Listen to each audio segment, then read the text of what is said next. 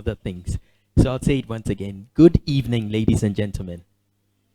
Thank you very much for your response. My name is Enoch Ejepong. I have the responsibility of helping us have a good time this evening, but we're going to do it all together. And the first aspect of what we'll do together is to network in a way that we would shake hands with people, know them a bit better, but in so doing, move forward, because the seats that are in front here are not reserved for anyone. So as you please rise to your feet, please shake someone, welcome them. If you pick the pack, you can leave it at that side so you can get to the new seat which has a pack already, and then we can start this whole activity. Yes, that's mine. Yeah.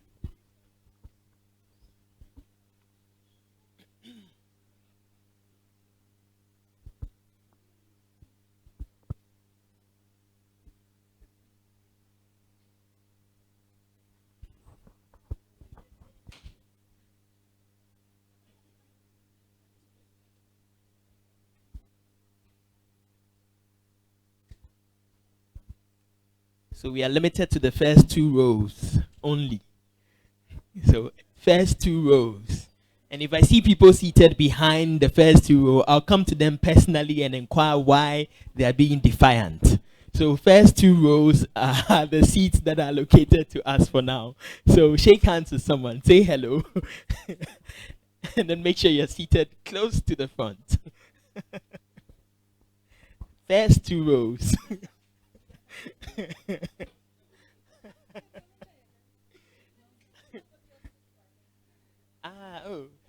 I think another rule of engagement: don't sit by the person you already know. It's a network, so don't sit by someone you already know. If you know them, for this evening, know someone else.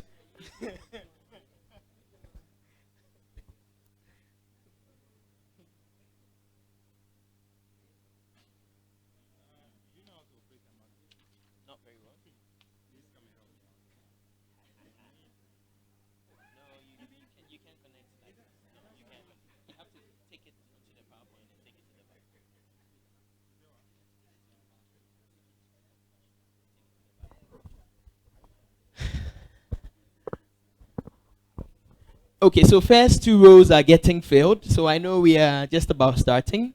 Hi, you're welcome. Please, anyway. Yes, please. Dinah, I'll be needing you soon. Yes.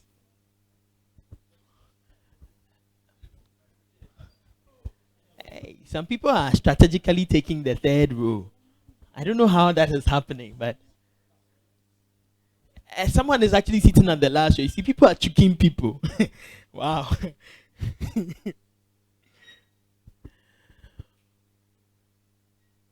Okay, so I think for as far as we've gotten to right now, I just want to call on Dinah to kindly come over. Mrs. Nkrumah, Miss Dinah, if you can please join me now. We have a very important activity to do, and you are the one to lead us through.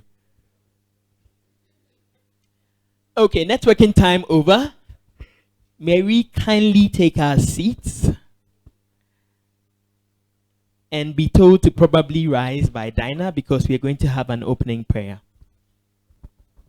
Good evening, ladies and gentlemen. Please just sit for a minute. I'll say something before I pray, so that I'll ask you to stand up. I may not be Zacchaeus, but I'm a tax collector and a dues collector. So I'll make sure that everybody who is a member who has not paid today, you pay me or you don't leave the room. Especially Mr. Osman, I'll take my dues. Please, let's rise and pray. Our Father, we thank you this evening. You have given us the opportunity to be here.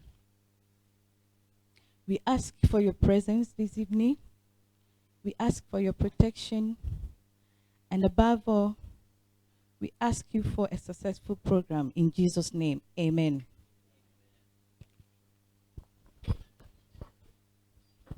Well, if she wasn't Zacchaeus, I think the height of the prayer was succinct enough.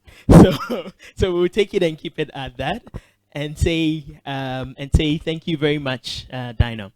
At this very moment, I just want to acknowledge all of us who have gathered here in, and please, for those who were able to make it on time, please listen. For those who were able to make it on time, please put a hand together for yourself. Those who made it on time.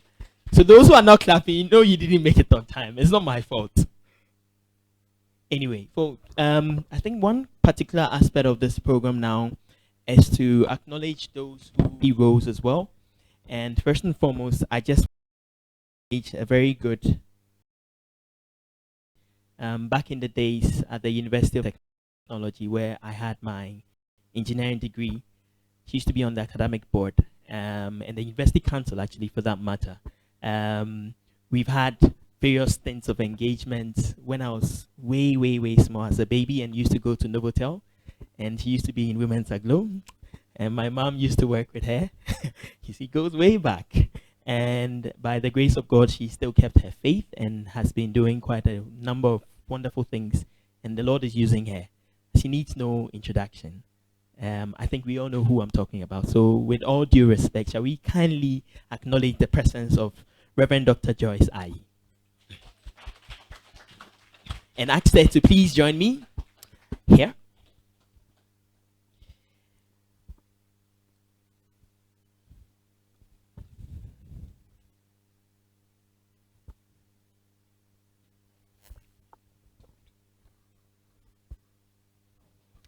You're welcome. Honorable Dr. Tony Obeng of the Minerals Commission is supposed to be here with us as well. And he's unable to join us this evening, but he has asked his very able representative, who is an assistant manager in charge of the sector planning and budgeting department at the Minerals Commission. And he's in the person of Mr. Jerry Ahaji, and I'd like to invite Mr. Jerry Ahaji to please join me too.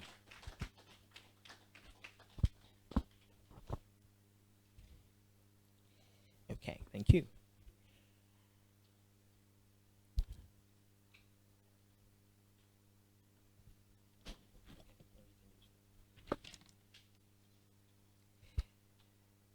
There's another person who will be joining us shortly, but I'll do it in absentia so that when he comes, he can smoothly take his seat. He's a mining executive with over 30 years of experience. He's had hands-on mining engineering expertise and rose through the production phase through the ranks to the executive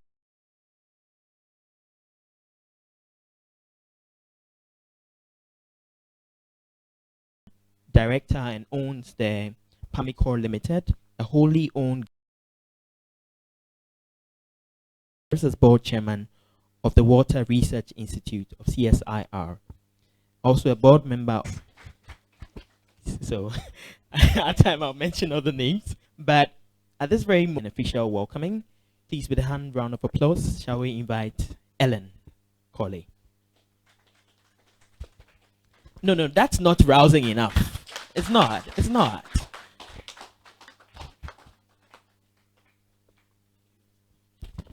Thank you very much. Good evening. My own mother taught me something. When you realize we have lots of dignitaries around, I think, Mom, I can say all protocols observed. Good. Good evening, ladies and gentlemen. It is our pleasure to see you here today as part of the 2017 Quota 1 and Accra Mining Network. Will or have already introduced AMN, which is made up of all professionals from different desks within the industry. This group decided to meet every quarter in a year to discuss, to learn from each other, and to share ideas. And this has been going on, and today marks the first quarter of the 2017, and we are proud and happy to see you all here. Thank you very much. Since that is our aim, I would like all of us to enjoy the presentation which is going to be given by our honorable guest speaker.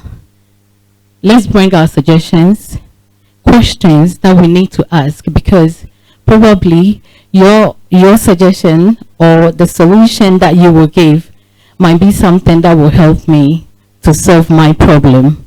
So let's feel free, relax, enjoy this presentation, contribute, be involved in this presentation this evening.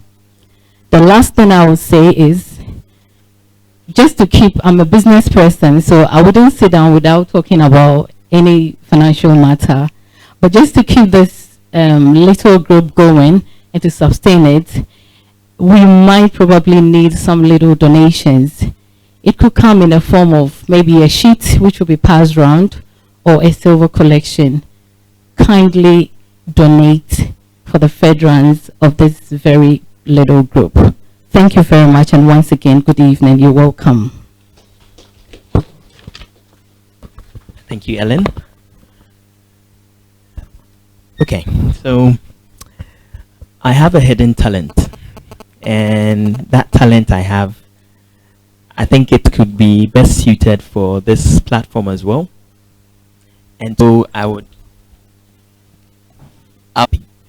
so as we have Naka, I can already see that she's our first speaker. She's supposed to talk about mitigating the effects of blasting.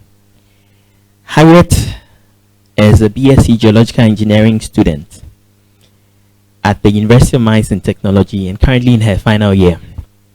She's undertaking courses such as soil mechanics, rock mechanics, fluid mechanics, which has been very difficult, which I know for a fact, basic mech, engineering drawing, geological engineering, and a host of other ancillary courses, including ethics in science, principles of economics, ArcGIS, that is the Geographical Information System, SERPAC, which are essential for her industry experience as a student.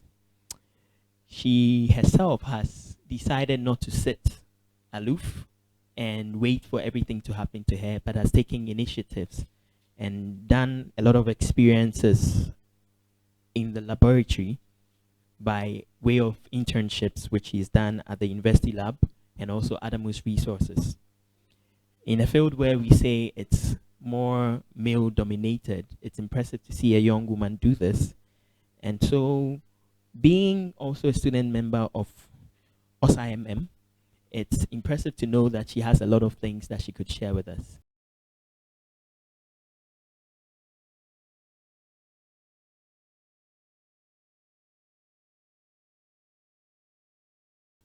So, as she is preparing to come in, I'll come off with that cute talent of mine, so as to settle all of us, knowing very well that we've had a good Easter, we've celebrated the birth of Christ, we've experienced a lot of things during that period, and I just need her to feel relaxed and settled, because it can be very intimidating having all of these people here.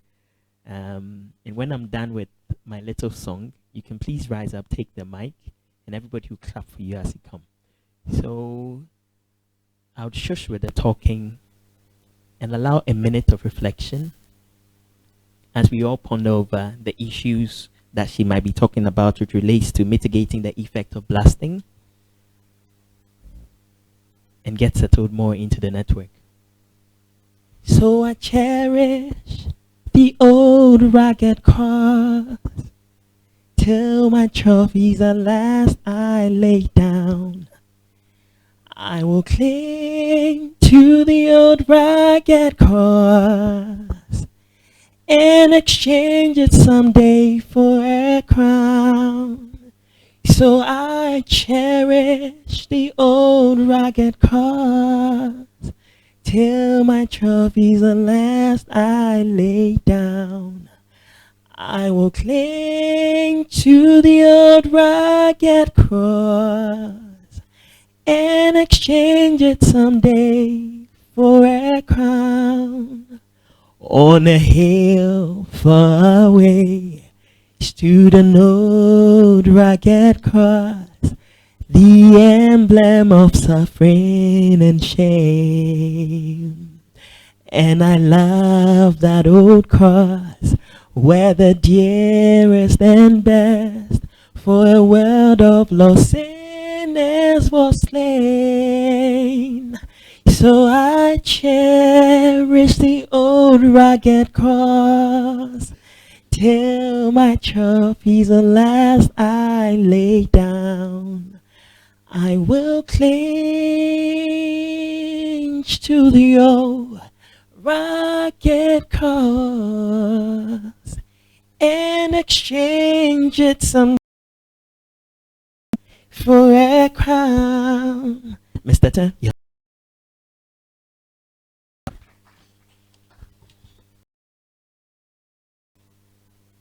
Thank you. Good evening. I am Harriet Kaitete from the University of Mines and Technology, as you rightly said. I'll be giving a presentation on mitigating blast effects on catchment communities.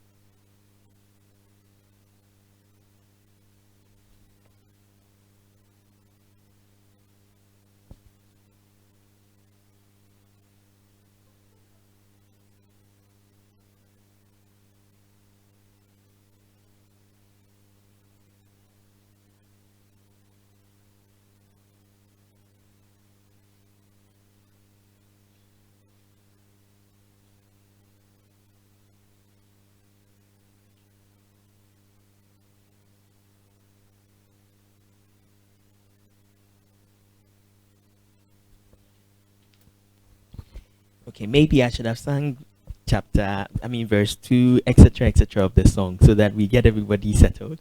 But they're still working on that. So whilst they do that, um, you guys remember we had a promise, right? We had a little arrangement. And girls, okay. So I've been insistently corrected, and those of you who didn't hear, you don't know. So all of us here, male and female, have had a certain level of engagement. And that engagement we did was to try to ensure that when a certain gentleman walks in, we would acknowledge his presence. So, Dr. Amponsah-Mensah, we just want to welcome you and say you are very welcome. You're very welcome.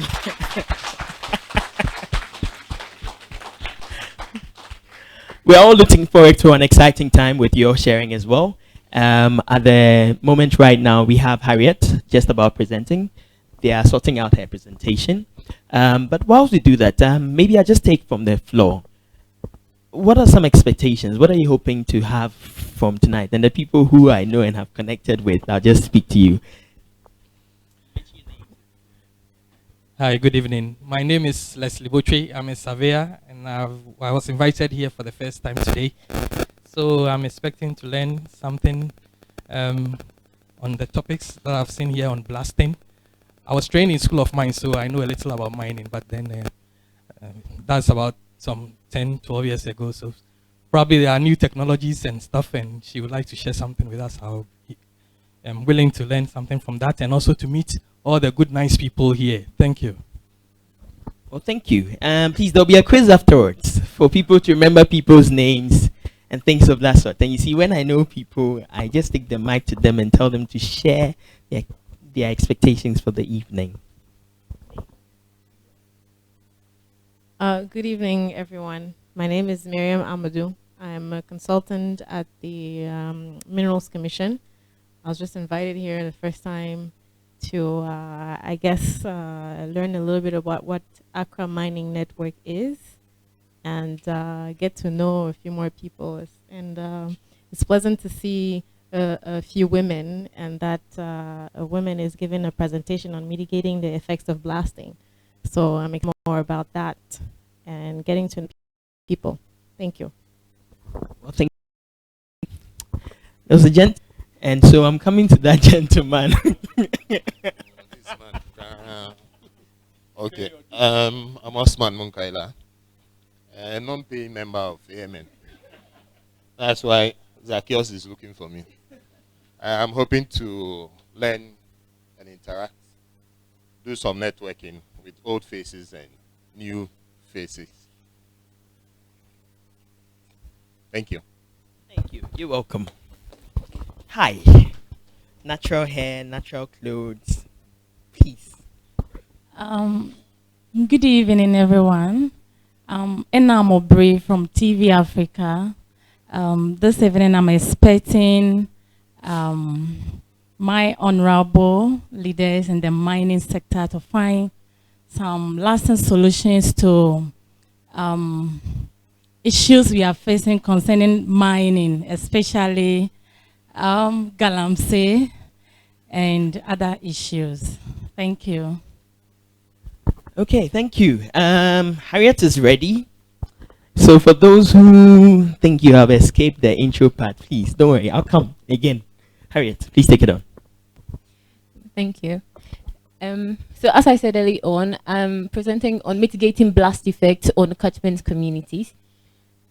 My presentation is going to take the following outline from why I chose the topic all through to my conclusions and recommendations.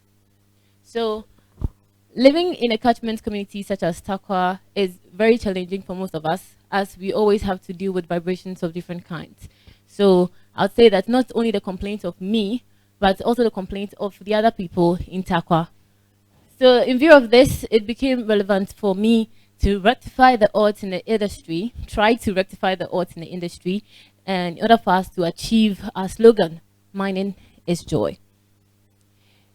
So I took a review of the blast mitigation methods, which I would like to call BMM, which include gas bags, pre-split technologies, and multiple delay blasting, which are known to highly reduce the effect of blast. Gas bag, as you may know, is a self-inflating borehole plug that is used to block or seal a hole at any depth. And the illustration of how it is used is, as you can see, it has two main types of ways it can be used. Then pre-split, which we know, and according to NIMIE, is saying that it protects pit walls from back breaks, ensures wall stability, protects structures against blast damage, and ensures achievement of design. Multiple delay is a technology that's used in a lot of mines nowadays just because it wants to reduce the intensity of vibrations that's going to be coming from the blast. So individual delays have to spread their energy to over milliseconds so that its effect is not felt so much. As we would all know, majority of energy that's released in a blast is exhausted in the breakage of rock. But then a significant amount of this energy is also wasted, which comes out in the forms of noxious gases. It could also be wasted in forms of heat, dust, or even noise, as we experience, especially in Takwa.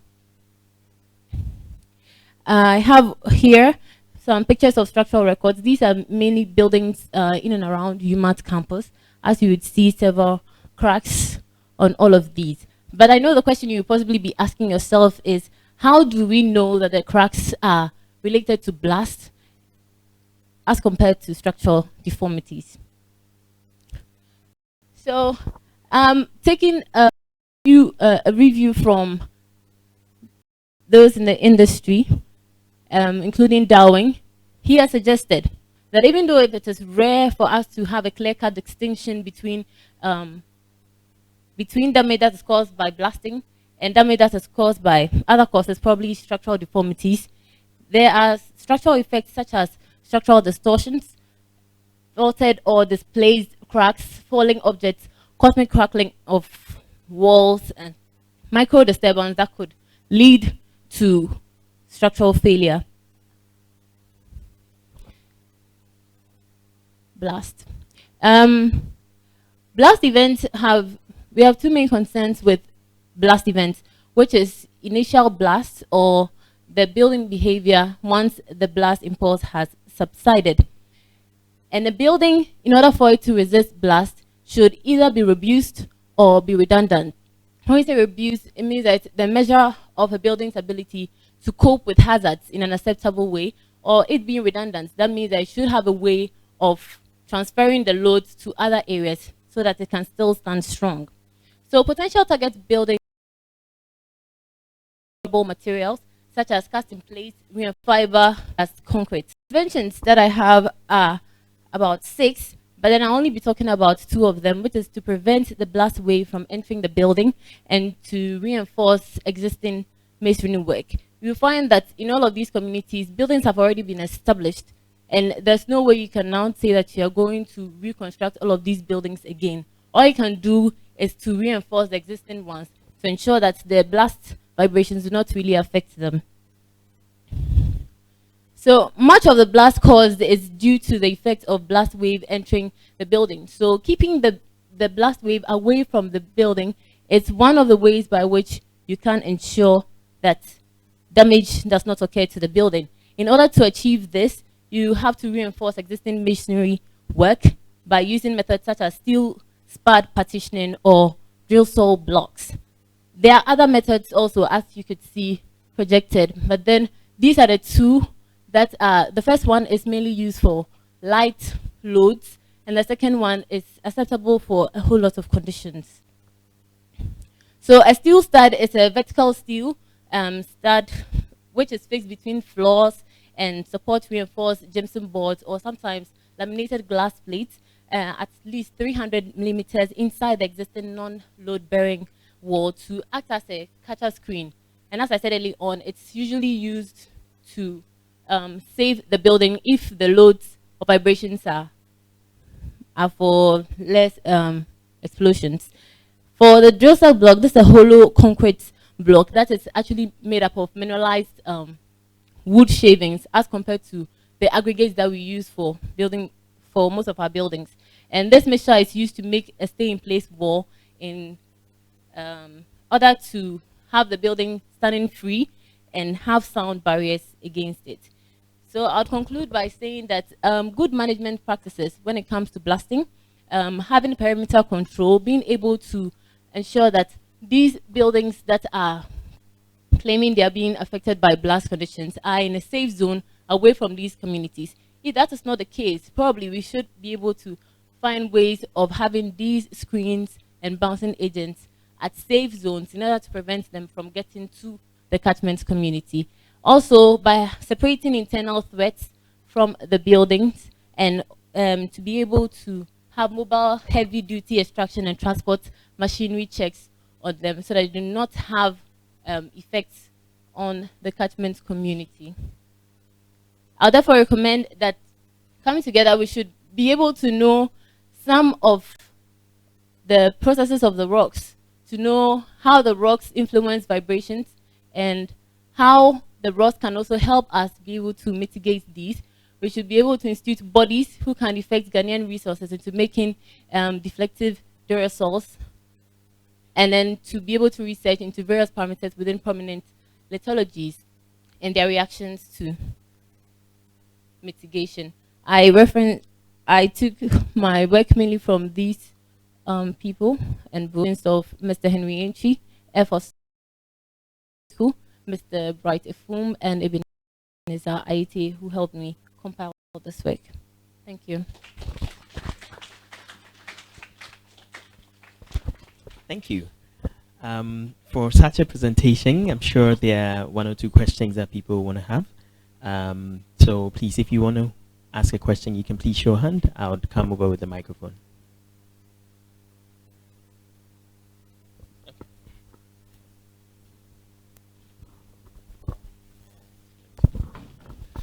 Thank you very much, Harriet. My name is Jerry Ahaji. I work with the Minerals Commission.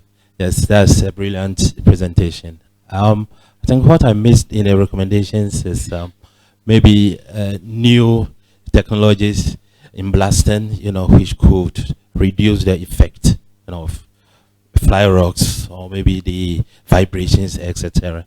I mean, on a part of mining companies, yeah, which could also help, to mitigate the effect on the communities. Thank you very much. Okay, so you can add inputs as well, because the essence for which he's presenting is to encourage more in the industry from presenting. My name is Dodai Odro from King. To understand the strength of material which needs to be used for those structures and educate the community as well, so that if these mitigation measures fails, have another engineering method to keep their structures safe. My name is Hassan. Mine is coming from the regulatory point of view. I think mining came to meet the community, especially the surface mining. I remember the times in School of Mines. There's one lecture areas that are very close to. Are brought in by Ghanaians and even introduce them to the chiefs, and they do what they can to degrade our environment. Thank you very much. This on behalf of Dr. Omen, Perspectives, Dr. Amponsah. According to mining, 5% of the GDP. So just and made a presentation. I was at the School of Mines then, and I mean, she gave examples of the use of minerals in our daily lives. From the time that you wake up in the morning, even to paste, and the bathroom, and I mean all that. So all around us is minerals. And this slide is just to make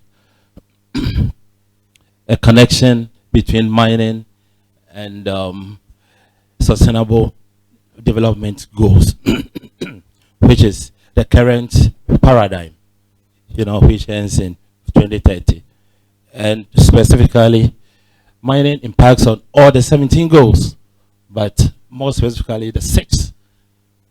Clean water, clean water and sanitation, energy access and sustainability, employment and economic growth, infrastructure. Mining should be able to spur on infrastructure, innovation and industrialization. The bulk minerals that we have in the country in terms of iron ore, bauxite, etc., should be able to help us, industrial. Climate action, small-scale mining, or the illegal aspect, if it degrades the environment, then it's affecting or contributing to climate change and the ecosystem and biodiversity protection. So in terms of the specific ones, we have some of these goals, like the first, the 6, 7, the 7, 8, and 9 being opportunities that we can use mining to leverage. And the goal 6, goal 13, and goal 15, we need to mitigate. So thus achieving resource-based development is challenging, and the barriers, I mean, as you can see, volatile commodity environment, as well as expectations, which are just too enormous. So this slide is just to update us on some mining statistics. Most of us have just the 26 increased a little bit from 3.62 to 3.79, and in terms of 15.24, 14.4 in 2015. But in terms of absolute, I mean, it hasn't changed much. So we're looking at the outlook for mining in the country.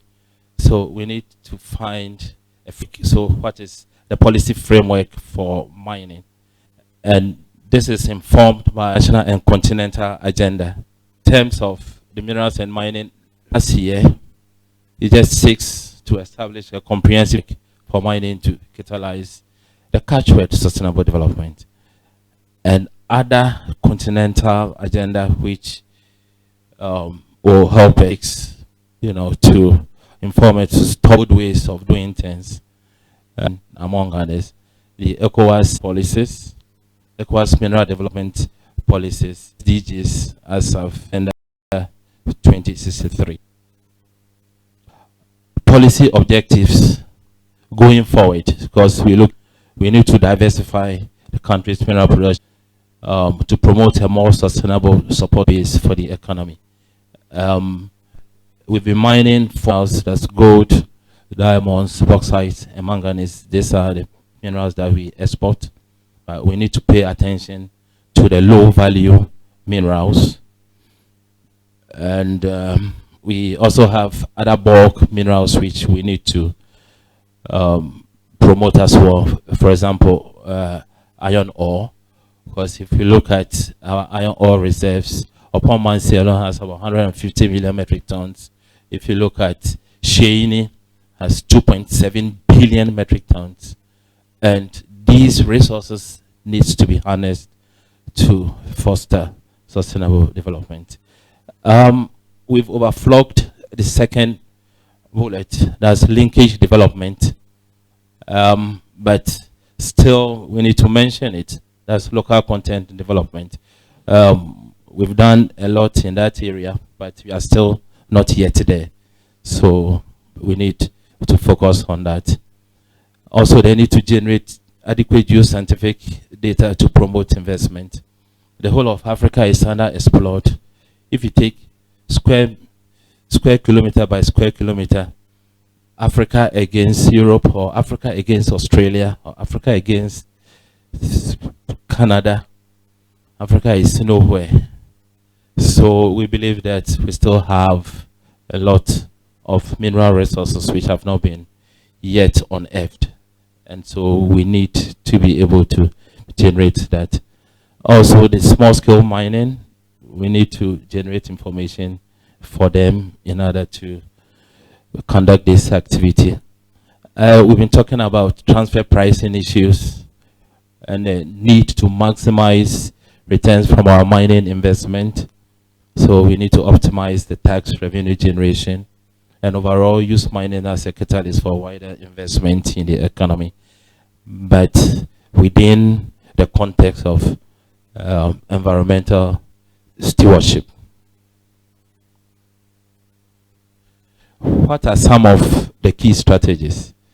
The first one, Parliament passed the MDF Act last year, and is supposed to address key issues in mining communities, because we believe that the traditional authorities, they hold the key to solving some of these illegal mining issues. And so if government, sends, a lot of this or significant part of the MDF into mining communities, we should be able to provide infrastructure and other projects in order to solve the illegal mining issues. The other is to improve mining sector contribution to government revenues. Review existing mechanisms that ensure that return submission include information on all taxable areas. We started undertaking joint financial audits with the GRA to ensure that the mining companies pay what they are supposed to do, and as well as sensitize mining companies and apply benchmark costs established for the exploration and mining operations. Mr. Samuel Tokono assisted the commission. He and his team developed benchmark costs for the industry last year, and the report is available. This is what we want to use in monitoring exploration and mining activities. The other is on small scale, because as of now, most of the operators don't really know what is there, and so it's either a hit or miss. And if you are to rent excavator and you don't really get anything out of it, you'll not be willing to even reclaim the land And so we want to continue with this exploration to ensure that they know what is there before they go out to mine. Another strategy is to increase the proportion of produced gold used locally by 2025. If you compare Ghana's economy to that of South Africa, in terms of GDP, South Africa without the value added products is about 5%, but if you add the value added products, it moves up to 16%, 1/6. In Ghana, we're hovering around 5 to 6%. Now the GSS tells us that it's about 1.8 or 1%, but that figure is incorrect. So we are working with them to correct it.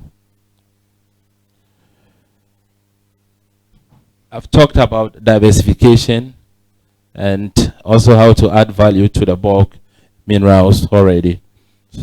We all know what we're missing. The missing link is the refinery that's going to convert bauxite into alumina. This topic has been overflogged, but we've not been able to do that. So we still need to be able to establish an integrated bauxite aluminium industry to foster industrial development. And also our low value minerals, limestone, granite, among others. The big one, streamlining mining operations in Ghana. I mean, as of 1989, when the small-scale gold mining law was passed, the implements that were being used were just, pickaxes and shovels. But now we've moved into using excavators, and so there's the need to recategorize mining operations to introduce a medium scale going forward, and also apply technology. I mean, there's one of the strategies that we want to apply going forward. My last slide is to project going forward for 5 years up to 2022. We using only gold as proxy, because gold accounts for about 95% of all our mineral exports. And so if we watch from 2015, about 3.63 million, 2016 it jumped to 3.73, 2017 we are projecting 3.9, 2018, 19, up to 2022 to go up and flattened. And this depends on the gold price, which is quite volatile, and also the operating cost of the mining companies, among others, in addition to some new mining companies coming on stream. So the outlook, we say, is bright, but it depends on us as individual Ghanaians and as a corporate Ghana, in order to maximize the benefits that we expect from our mining industry. Thank you very much. Thank you very much. I think in the similar format, if there are any teaching questions anyone wants to ask or comments to be made. So yes. So I'll just take one for this round, then we just go on. Yeah, thank you very much. My name is John. I work with the African Challenge. My question is on low value minerals. What policies are you putting in place for the enhancement and development of the low value minerals? It appears much attention has not been paid to the low value minerals. So what are you doing about it? Thanks.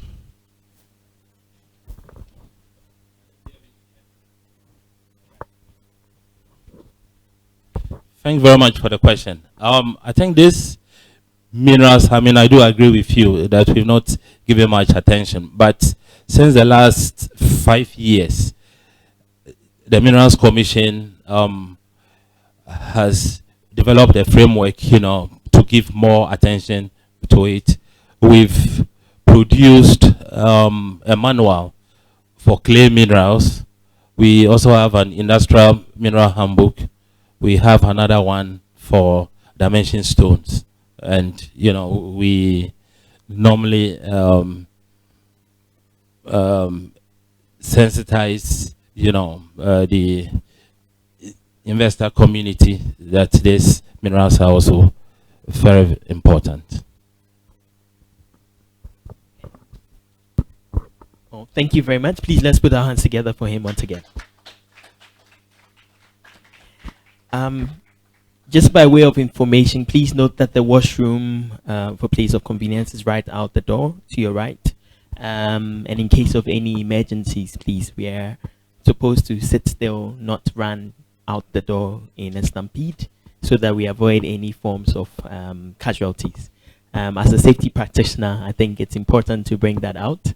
And also to note that in this gathering, if you require to have water, it's been served. Please, let's not litter around. Let's ensure that our environment is very clean. On that basis, since we've already whet our appetite for the main presentation, I'd like to kindly invite Dr. Amponsah-Mensah. Doc.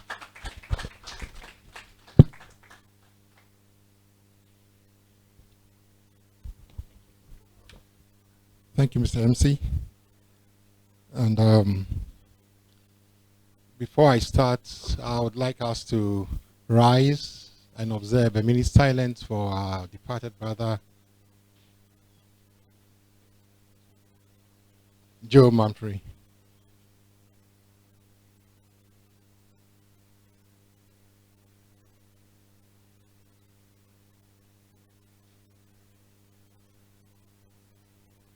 May his soul rest in peace. Thank you.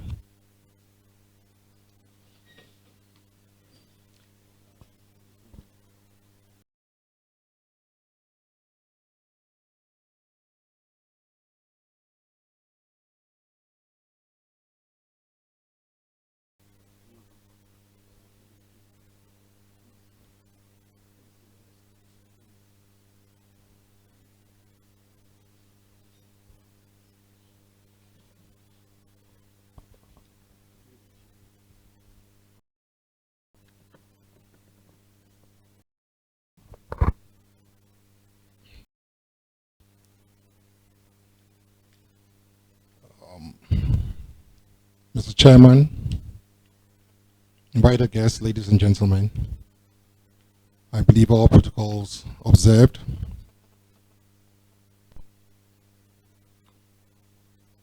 Um, 18 months ago, at your invitation to express my at that time, and during the presentation, I did recommend certain initiatives required to sustain our industry and to equip it to ride the next wave. It is gratifying to note that in line with the initiatives I proposed, the mining and mineral industry prepared for a higher cost of power. Also, the key regulatory bodies and agencies carried out policies and legal framework reviews necessary to position our industry for growth. And I think last year or so, you saw the amendments in the mining regulations and the changes made in terms of the revenue from the mining industry. Though we may not be out of the woods yet, the changes that have taken place so far is encouraging. Well done. However, challenges still remain, and critical among these challenges is a problem of Galamsey, and the relatively lack of transparency and monitoring in our industry. Mr. Chairman, as I give you a perspective of our industry today, I would like to quickly remind us of the progressive trends in the global mining industry, and then take a check with our industry here in Ghana against these factors or indices. I will then address the local challenges and try to make suggestions as to how we might realize a positive outlook in our industry. Mr. Chairman, I do not intend to bore you with all the statistics available, as I attempt to share my viewpoint on the mineral industry. Please allow me, however, to acquaint you with some pertinent numbers and figures. The next slide tells you the various factors that affect our industry. There are a number of them, but I've chosen a few just to use that as an outlook for us. And I've looked at the China factor. We all know China is a formidable mineral consumer in the country. In 2013, Liechtenstein wrote that between 40 to 60% of all minerals dug from the earth anywhere ends up in China. As a result, although the industry contributes about 11.5% of the world GDP, it was dragged to that end by China. And you can imagine that the activities of China, therefore, controls the dynamics of supply and demand in our industry. However, it's worth noting, from the next slide, that China has done a forecast of its growth.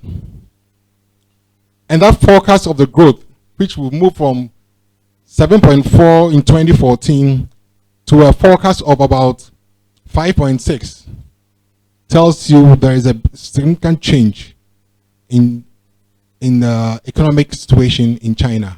And therefore, it's really going to look at things differently.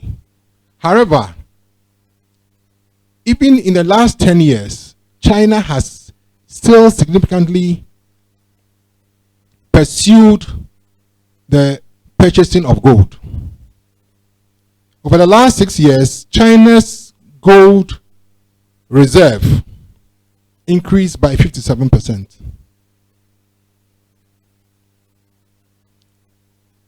But you must understand, that is only 2.4% of its foreign reserve, while the US has about 75%. In its currency nationally, will still go out to buy more gold. And so you mustn't be surprised that China is worried about us complaining about Galamsey. They have a strategic intent. So China basically affects the dynamics of the market. Again, if you look at the next slide, exploration budgets was also used as a key to look at the future of the industry. And the world over, gold is still the dominant metal in determining the growth of the industry.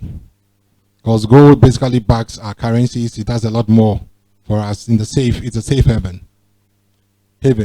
So we realize that even over the period, gold investment in terms of budget commitment to gold was declining from 2011 throughout to 2014 until 2015. The latter part of 2015 saw some improvement, and therefore people went back to gold. It also shows again from the index that in the past, the budget junior companies were the people who were championing gold exploration. So you find that greenfield exploration was very, very huge. Now this has also changed. Companies are now doing their own exploration. So you find more brown field exploration and near mine exploration. Over the period, the changes that we've had has shown that although it declined, there was a change in financing into the sectors. That brown field exploration had more than the greenfield. Likewise, the big change in the near mine exploration. So mining companies are now doing their own exploration, and therefore it becomes very difficult for us to take the people who really take the risk and do all the difficult work. The junior companies are becoming very, very extinct. However, in the same period between 2005 and 2015, which I tried to look and research on, the data from the US Geological Survey shows that 2012 we spent about 20 billion in exploration budget, and this dropped in 2015 to 6.8 billion, which was the lowest in 11 years. Indeed, this is an indication that the market was bearish. This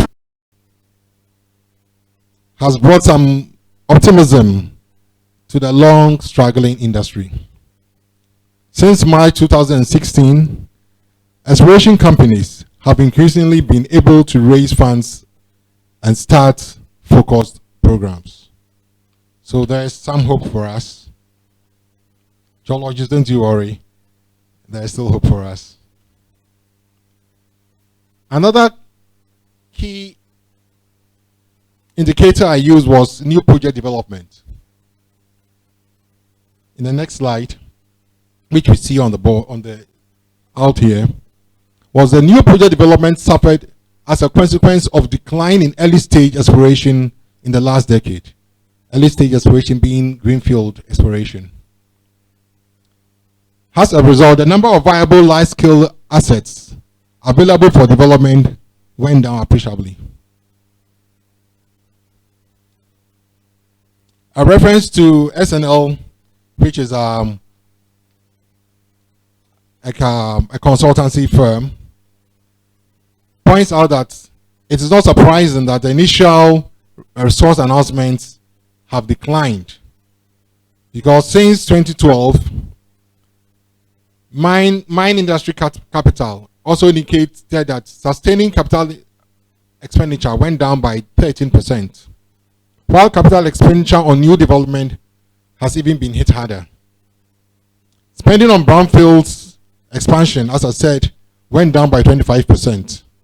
Greenfield, a third, by 30%. You see that in the graph in red. The next slide, which deals with commodities. I don't think it's too clear here. But if you look at it, precious minerals were all going south. Precious metals were all going south. Base metals were all going south. Selected minerals, which will be the rare minerals, were also going south. So between that period of 2005 to 2015, the industry was closing downwards. And in that period, you realize that managers of the industry became very pessimistic, had to protect their turf to make sure that they could stay afloat. So their initiatives were cost cutting, and the first place you cut costs is the future. We cut out exploration. And however, it is interesting to know that the gold price. On the next slide, in the last few, just hold it there. So the outlook of the market basically was, it's on Ghana, because Ghana and the world market are very, very, very interwoven and intertwined. And like I said earlier, managers were being smart. In the next slide, however, lo and behold, gold picked up and hit, as of today, 282, but that hit almost 1286 previously. Indication that there was some buoyancy and everybody started smiling.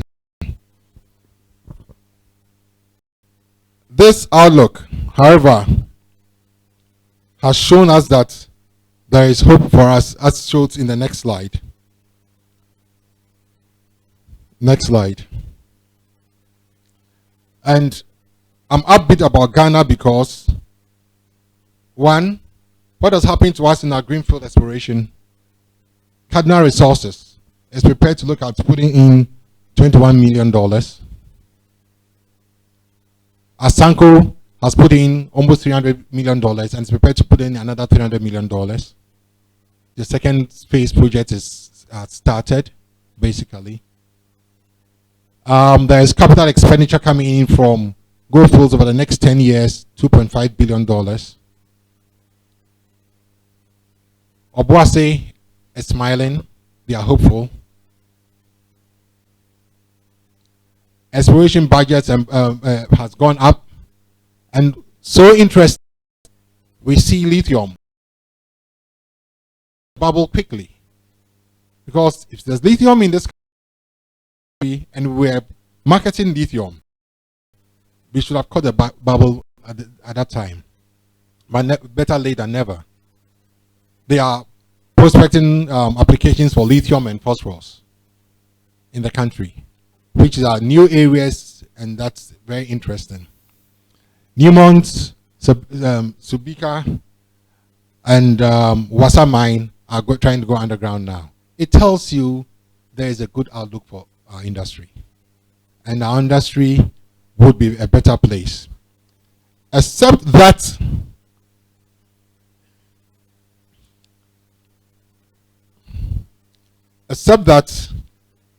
for us to be able to meet this point, we will have to resolve peculiar developing country problems that bedevil us. If we have to realize all the positives the industry stands to gain. And these are shown in the next slide. Major challenges that we are both going to face. Power is a challenge. It remains a challenge. We are not out there. It's not optimized yet.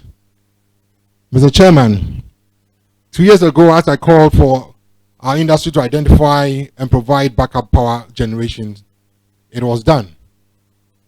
Currently, power is supplied to the sector via our national grid, and this has improved, though not optimized. Government should continue to focus on the sustainability of the energy sector to drive and attract additional investment into the mining sector. Generation cost continues to divert competitive investment away from the sector.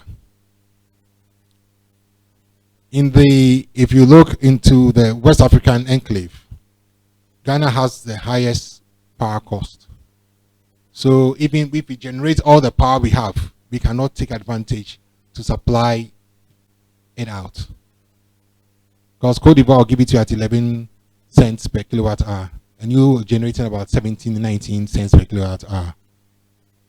So we need to look at that. I should hope that the country will arrive at an optimal generation mix by which to achieve and sustain industrial benefiting cost reduction. The next is poor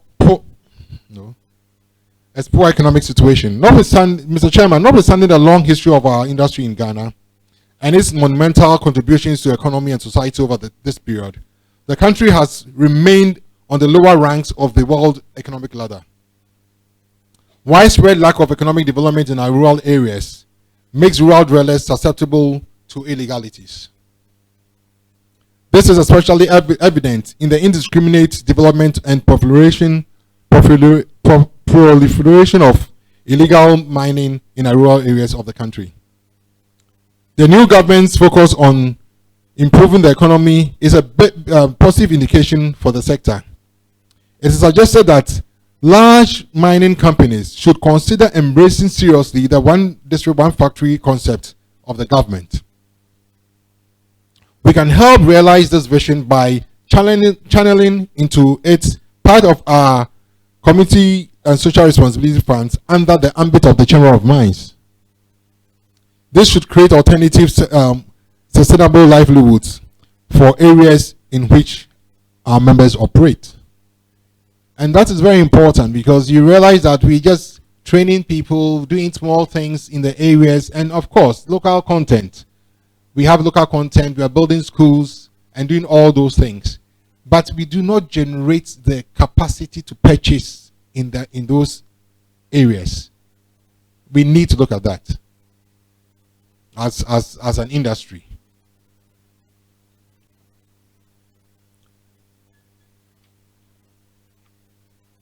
Also, we have to look at the form. Another thing that worries us is transparency and local content. I alluded to that. Already there is a strong skepticism as to whether the mining sector cited fiscal regime presents genuine opportunities for increased government revenue from the mining sector of Ghana. We are quick to say that we are producing a lot in the mining sector, but are people feeling it? Are they seeing it? Are they telling us that they are getting something? We pinch ourselves and we think it's all right.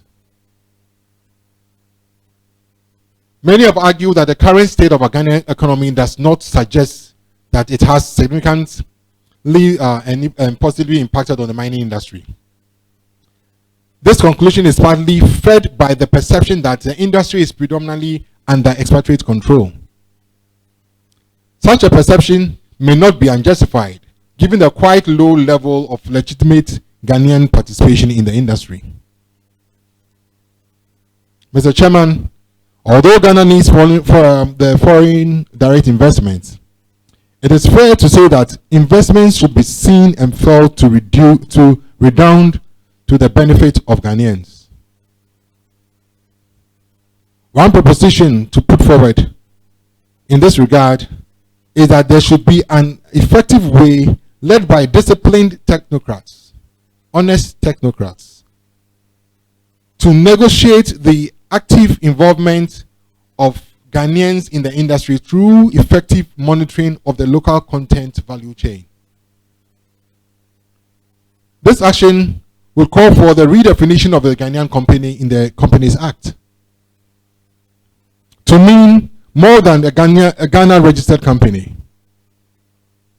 We should ensure that laws are enacted and incentives introduced accordingly to encourage the development of indigenous Ghanaian companies by foreign companies. This law should be specific about the time, the volume of the budget, and the minimum number of companies developed per foreign company. This should benefit the country's economy directly, while also creating jobs for Ghanaian youth. I know the Ghana Transparency Initiative has also put out a draft bill for the transparency, compelling mining companies to disclose their contract terms and conditions to the public. It should bring also the disclosure of local content performance by category to the public. People want to see what is happening.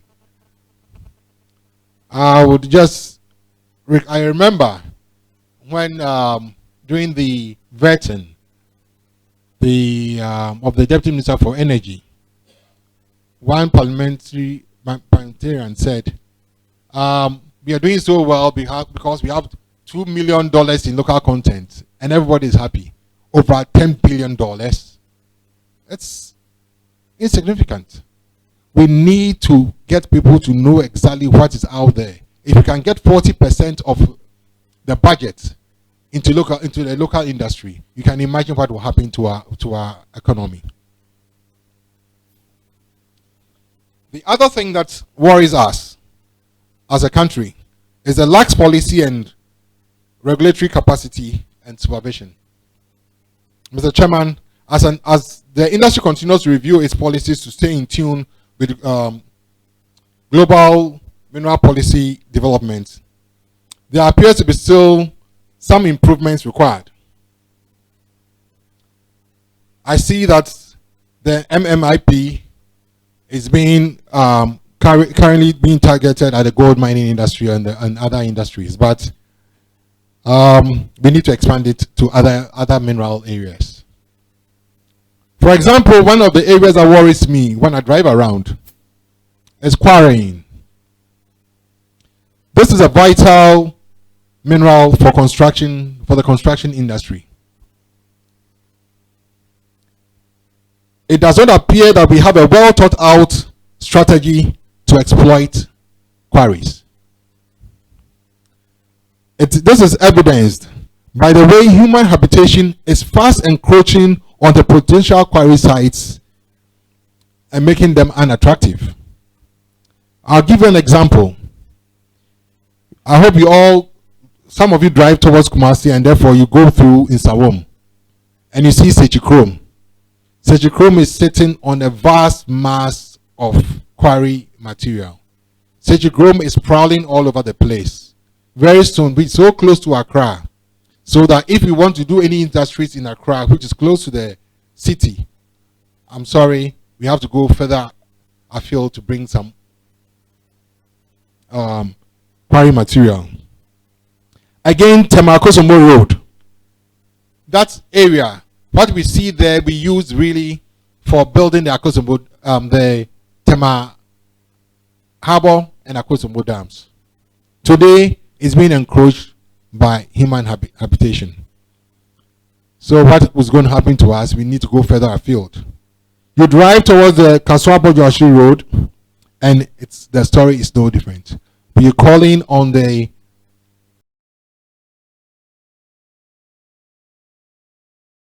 proper thought out plan. And we believe that if government of the economy, then we need to have a deliberate policy options. We could then identify and sequester land banks for mining activities in a holistic manner that will inure to the benefit of the state and our country's development. A land policy of this reform kind could salutarily apply to both mining and agric lands. Mr. Chairman, ladies and gentlemen, Ghana is not a mining economy. The Statistical Services information data tells us that mining in 2015 accounted for including oil, accounted for 5.4% of our GDP. As a sector itself, its growth also came down by 2.2%. Though we are predominantly an agric and services-based economy, our mining law subtly tends to make mining superior to other industries. How can we accommodate the right of mining companies over the surface rights of other industries, or over other surface right owners? Mining companies are allowed to value and compensate cocoa farmlands when we know cocoa is our major foreign exchange driver. There must be something really gone wrong. Why not a replacement farm in the interest of the economy? Mr. Chairman, my investigations on compensated farmlands has revealed that farmers indicate that has revealed that majority of the farmers do not return to the land or do not return to farming. They venture into other areas of the economy. This may have motivated cocoa farmers to openly court mining companies to take over their land for pittance, to the peril of the cocoa industry. Mr. Chairman, despite government's continued support for the cocoa industry, production fell from 1 million tons in 2010 to below 600 million metric tons, 600,000 tons, and is expected to reach 750 tons, a target we had pre-2008. I believe that aggressive policy rationalization is required to rebalance the various sectors of the economy. We need to make our industry work in parity with our agric and forestry sectors to safeguard the future health of the Ghanaian economy. Now, the interesting part, which is the craze of the day, and that's why I think I'm in red, because we are all here today is a red day for surface galamsey,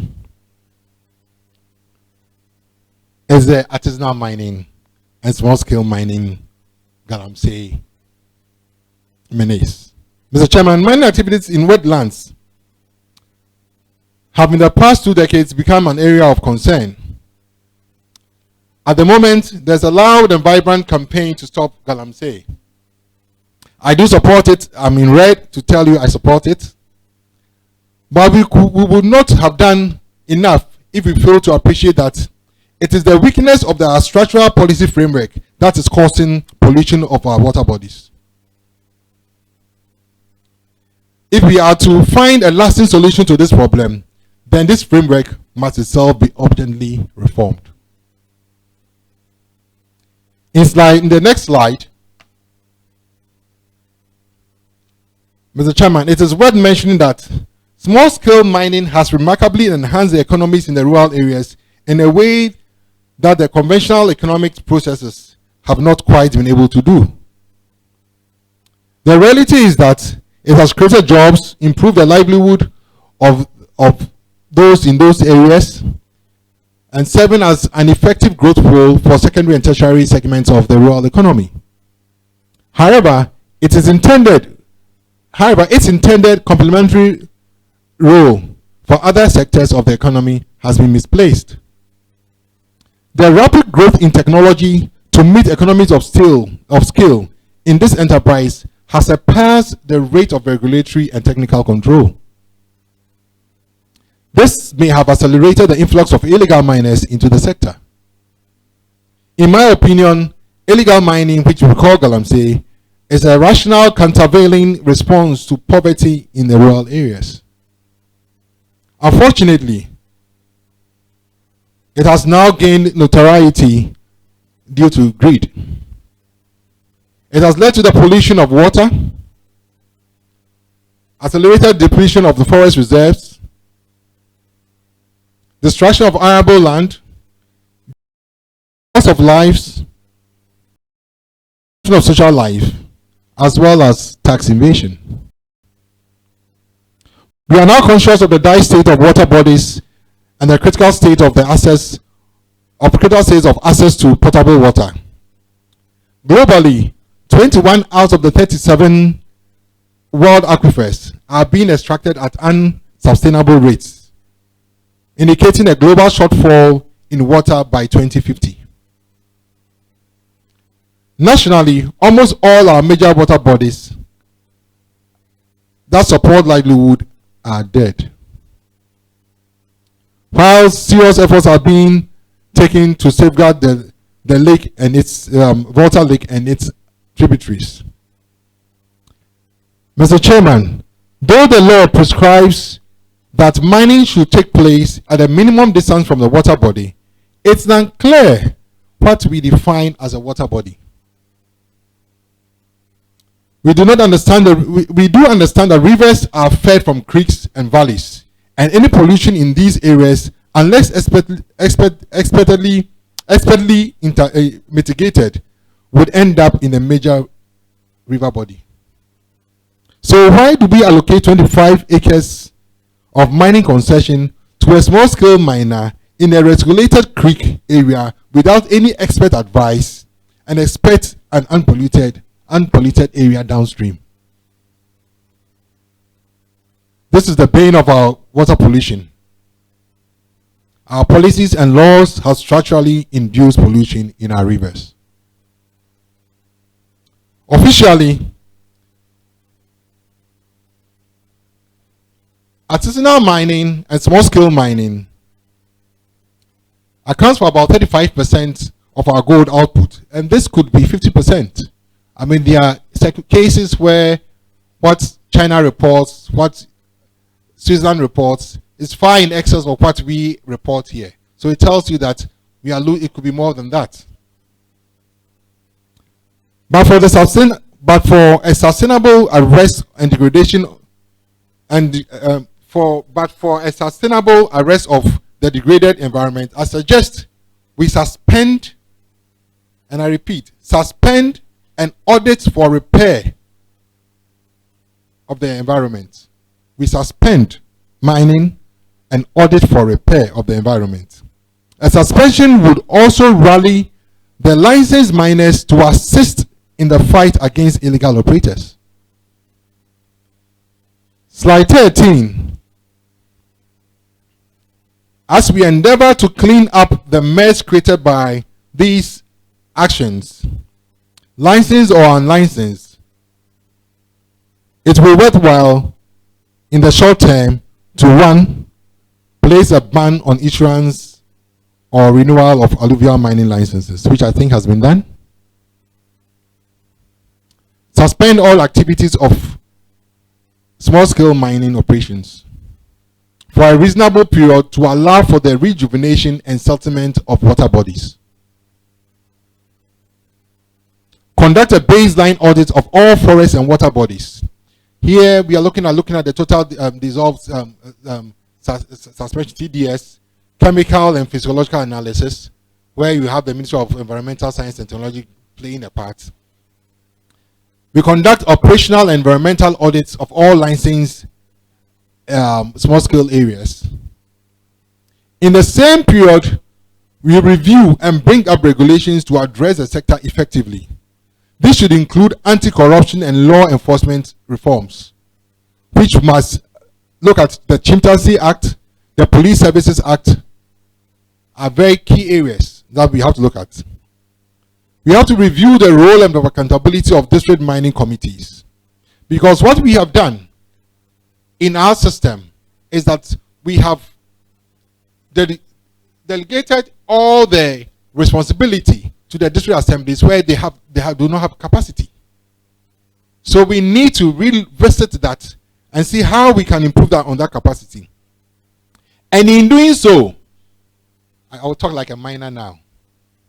In doing so, we need to covenant their jobs, the jobs of district security heads, the areas to upholding environmental matters, so that they are held directly responsible and sanctionable for breaches not timely addressed. Because I will tell you this from my experience, which I don't have much anyway. When there was a time in the mine, we wanted people to wear self-rescuers for underground. And we went out and trained them. We had stakeholder meetings. The people were not wearing them. And every time we had a chance, we were punishing the people. And I said, no, why would I do that anymore? We don't punish the people. So what I did was, If I stood in my office and I found out that there was a guy moving there without not wearing it, I just call him, ask him where he works, and ask him to go, and call me his mine captain. So I told the mine captain, well, your guy didn't wear it, so your bonus half 50%. And I'm telling you, within 2 weeks, everything changed. It is when you hit him directly in his pocket, you hit his job. Not the small boys, but the big guys who are supposed to supervise us. That is when the change really happens.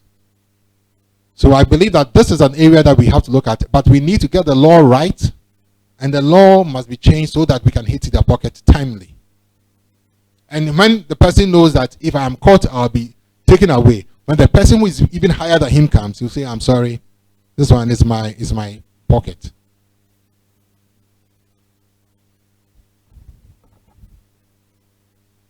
Then we have to also set up in the short term, set up regulatory bodies to provide technically designed options. I'm saying technical design options for sustainable mining by the small scale miners. We need, because they can't just go out there and mine.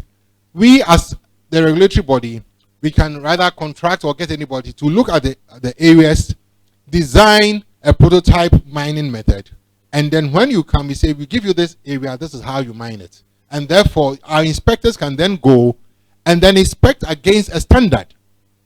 Because if the inspectors don't have a standard, any standard goes. We need to set the standards right. And then inspect and possibly reissue licenses where appropriate for ratification by the legislature in consultation with an independent mining expert. It is not this time just sending it to Parliament and Parliament says, I've checked it. Parliament must get a report from an independent mining expert to say that what they have brought in to be ratified, he agrees. So that if there is any problem, the independent mining consultant is held. We need to get the systems working. If these systems work, the system, the Galamsey will stop. However, in the long term, slide 14, we need to restructure the Minerals Commission and the Ghana Geological Survey Authority to be proactive and responsive technically to technological changes in the sector. We need to set up environmental and extractive auditors. These people will be at the ports and at the mines where they are mining, so that it's a matter of gold accounting. And then we need to intensify stakeholder training and public education. Mr. Chairman, as we seek out a sustainable solution to the spate of Galamsey, we also need to strategically position our gold output as a reserve option for our foreign reserve, which currently stands at 7.7%. According to Kofi Aka, a friend of mine who I saw his publication I think 2 days ago in the Business and Financial Times.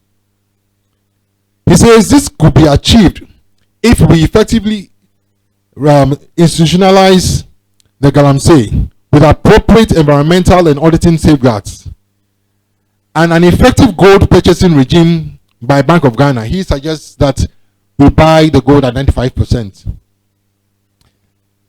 This should be the goal for gold strategists in the country.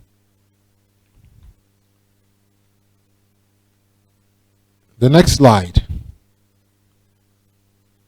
comes to what I like most. I saw that graph which told us that gold in the world directs exploration and directs investment. In Ghana, gold directs exploration, directs investment. But Japan never had gold. It only had limestone. It mined it strategically and it became a world power. So every mineral that God has given us on this land matters. And therefore, I believe that the brown clays, the kaolin, silica sand, mica, and what have you. There is hardly any strategic framework in place to guide, promote, consolidate, and consolidate the exploitation of these minerals in commercial quantities. If there is, it's not seen, it's maybe on the shelf. Ghana is known additionally to have underexploited, this is coming from Oxford Business Group, underexploited deposits of iron, which you said, limestone, lithium, columbite, tantalite, feldspar, quartz, salt. And salt is very important because I was just having a tete-a-tete. Apart from Ghana and Senegal in West Africa, who else has salt? Salt is critical to the oil industry. Nigeria's oil industry procures its salt from Brazil. And we are just an hour flight away from Nigeria. So it's an area that we have to look at.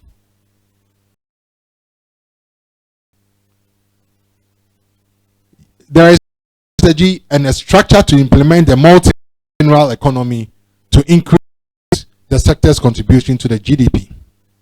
Mr. Chairman, I am pleased that government seeks to set up the Ghana Bauxite Authority to see to the realization of our long dreamed of integrated aluminium project. I suggest that this thinking be extended to restructure the Minerals Commission into group mineral boards. Such a rearrangement should make for enhanced visibility, ready promotion, and rapid development of the less known minerals. The lack of adequate exploration data also affects the attraction of investment into these areas. It is my hope that the reinvigorated Ghana Geological Survey Authority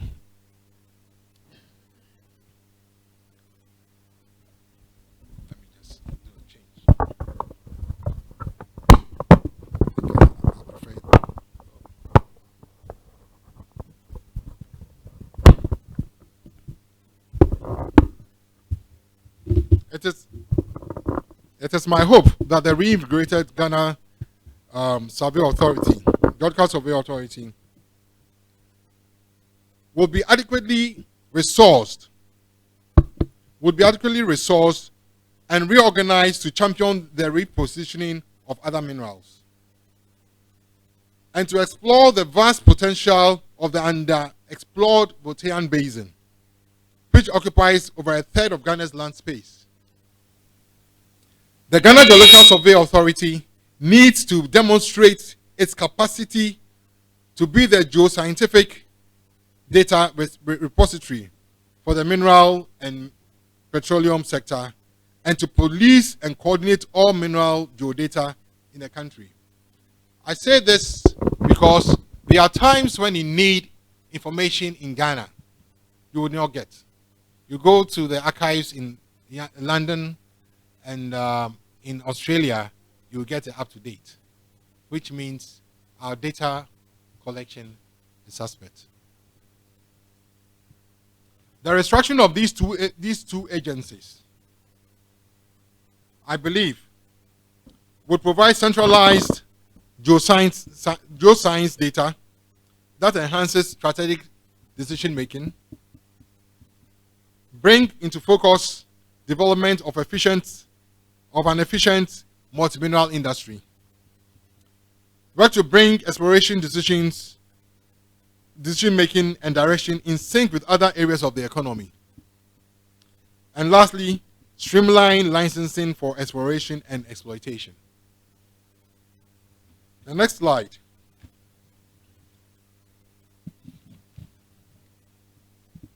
In conclusion, I have tried to show that the recent upturn in the price of our major commodity has spurred positive mineral sector outlook.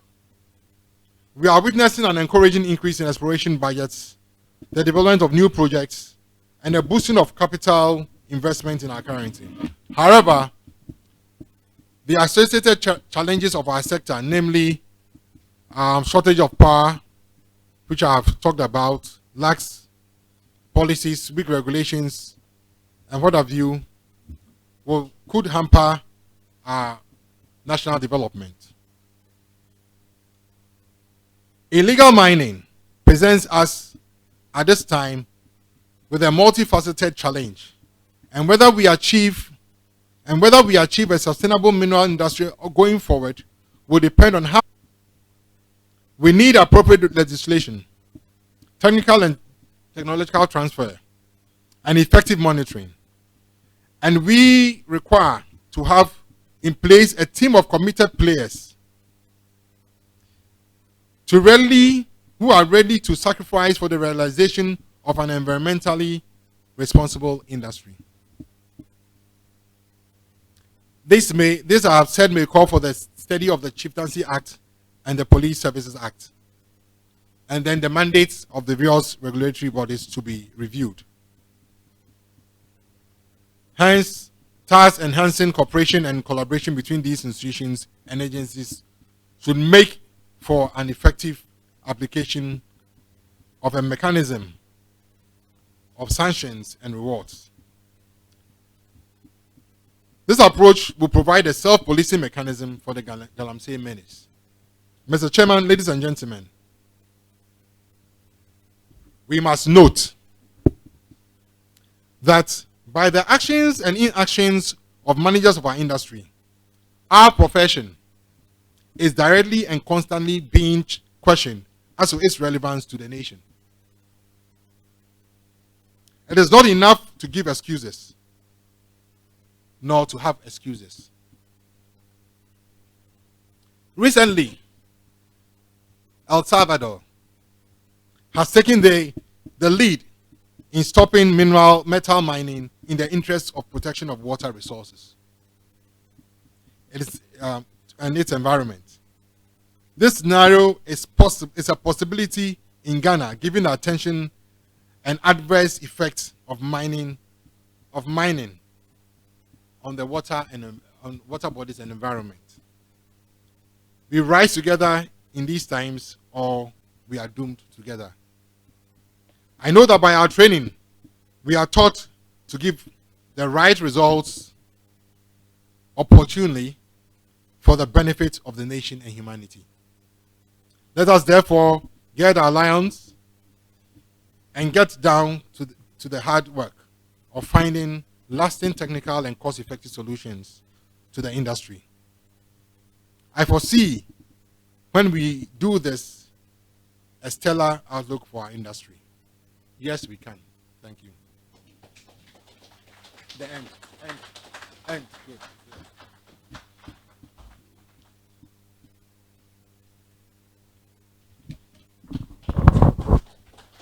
Thank you very much for the claps as well. Good food for thoughts and a lot of sharing. I think first and foremost, in the spirit of suspending and auditing for repairs, I just want to do one suspension and auditing in the sense that we are fast overspending our time.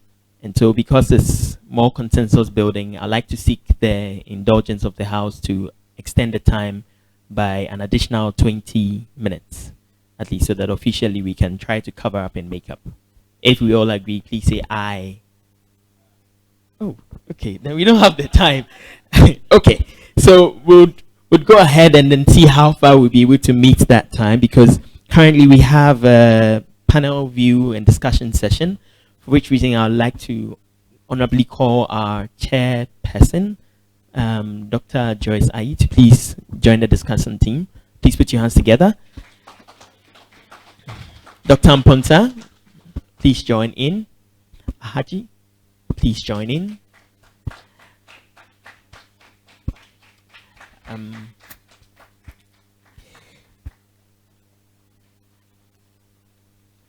So though I have competencies to moderate this panel, I'll leave it to another gentleman, Hassan, who will take us through the session.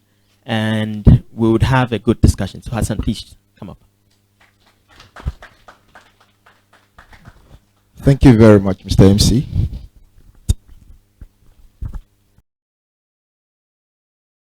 I was kind of wondering what moderation.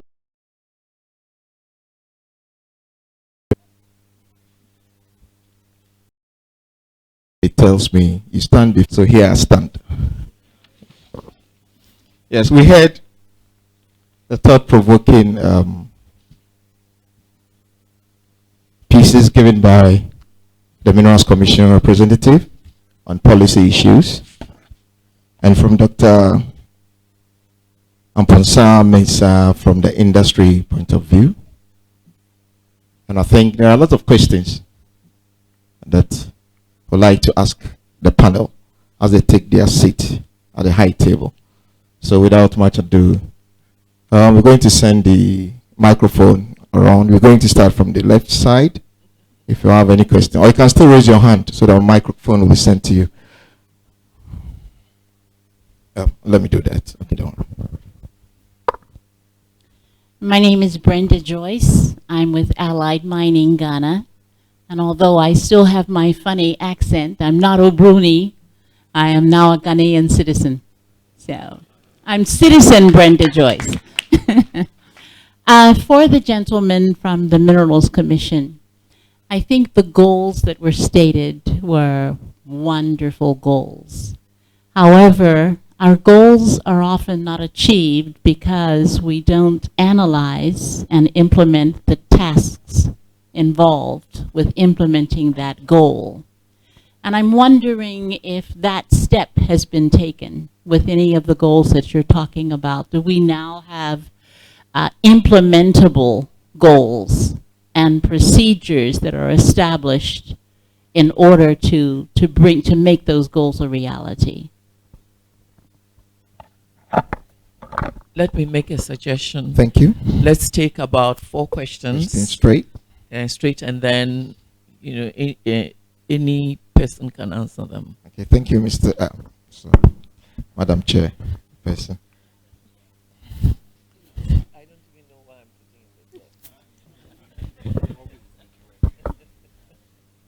in Please, you mention your name, where you're coming from.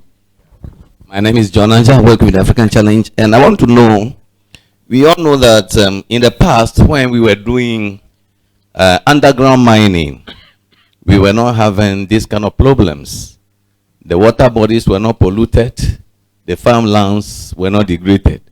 But now that we're doing mainly surface mining, what can we do to encourage investors to go back to underground mining?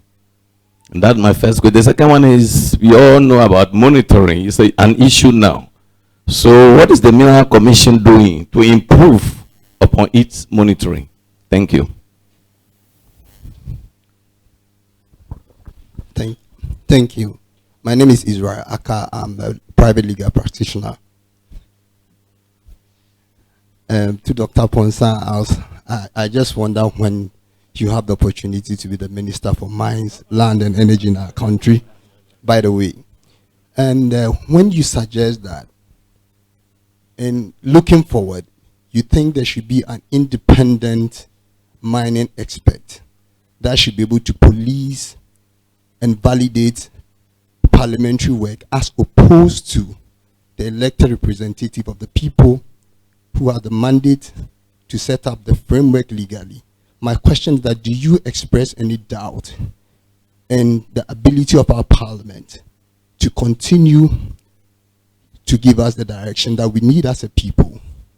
And if that is what you have in mind, and hence suggesting an independent mining expert to validate the work of parliament before we can be guaranteed any better progress out there, would you then say the type of politics we have in our country goes a long way to actually provide the needed risk and the challenges we face today? How do you reconcile that with the issue of suspension? Because the regime actually allowed the granting of permission for small-scale mining, galamsey, and stuff like that. illegal. Yeah, but at least, don't you think that the political system will have actually validated some way somehow? And that's the reason why you, in your presentation, think that going forward, Parliament will not be able to do that work, but you recommend an independent money expert to validate any such policy going forward. Thank you. I'm even confused with the question.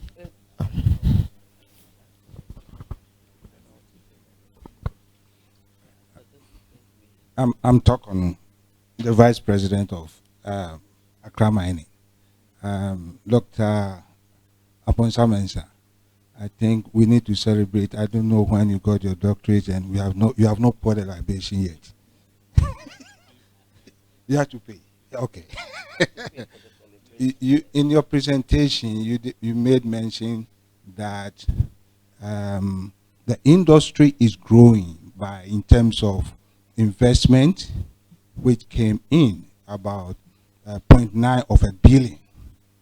But I differ a bit on that. But if you look at exploration alone in the 208 post 208, exploration alone was attracting excess of 2 billion. So if we are having the whole industry bringing in just less than a billion, then that means that we are rather seeing a decline rather than we are seeing a prospect in the industry. Thank you. Thank you. Let me add one lady's question, the last one then.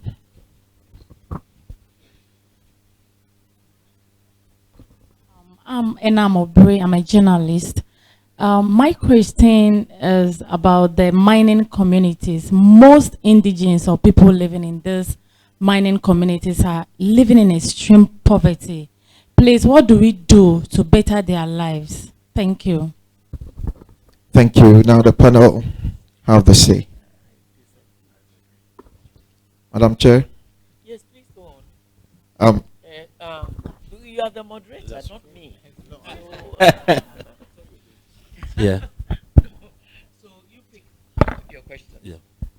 Thank you very much, Chair. I think I'll pick the first question on the implementing strategies. Brenda said that we have beautiful laws and objectives and goals, etc. But in terms of the strategies, I mean, you've not seen it. The minerals and mining policy was outlawed last year. We are developing a strategic plan which will indicate a short, medium, and long term of how we are going to implement it. But before that, from 2014, we've been implementing what we call the medium-term development plan of government. Currently, we are developing another medium-term which will take effect from 2018 to 2021. And in the medium-term programs, we have addressed the goals that we have in the policy as well as some other continental agenda. The second question is on underground mining. I think the gentleman wanted to know maybe incentives which government has in place in order to encourage underground mining. I mean, if you care to know, most of the mining companies are now going underground. The surface deposits, I mean, have been exhausted. They've passed the base of oxidation, and so to become profitable, I mean, you need to go underground, and the incentives are there. In terms of monitoring, we are recruiting a number of geologists. This time, we don't want to station them in Accra, but we want them to be in our regional and district offices. So before the end of the year, I'm quite sure that we'll recruit more than 10 geologists to be in our regional and district offices in order to bring their services very close to the exploration companies. I think, let me take the last question on mining communities. That's extreme poverty, and what are we doing to address the poverty. In fact, we've been implementing alternative livelihood programs in mining communities because we know that mining alone cannot employ all the inhabitants of the community. And so in the last 6 to 7 years, we've done some alternative livelihood programs in the Prestia-Honi Valley area. We've done 23,000 acres of oil palm. The mining companies as well, have implemented a number of CSR programs. Currently, we are doing another oil palm plantation in the I Am Free Dunkwa area. There is support from government in addition to what the doing. What I'd like to add is that I think even the mining community, in terms of experts and so on, don't know much of what the Minerals Commission is doing, and I think that's what she's trying to drive at. Because if you keep the information to yourself, then nobody is going to know what you're doing. For example, as a regulator, are you the one supposed to implement, policies that alternative livelihood? As a regulator, are you the one to do it? That kind of thing. And if your regulation says you should do it, then you should let everybody know. You should have a benchmark that others will follow. So I think that that's really what we are driving at. And then you are employing geologists yourselves. So what happens to geological survey? How do you work together with geological survey so that both of you are relevant? That kind of thing. I think these are the little things that will really make the industry better than it is now. Okay, I'll also take the question of the MPs. Maybe what I said was, normally when you go to Parliament for ratification, they do not have experts. So they must seek independent experts to advise them. That's what I meant. Not that they are going to take the job of Parliament, but they must go out and seek independent experts to advise them. That was it. And then in terms of, you said by law, they have the right to mine because they have a license. Was that it? Good. Yes. Yeah.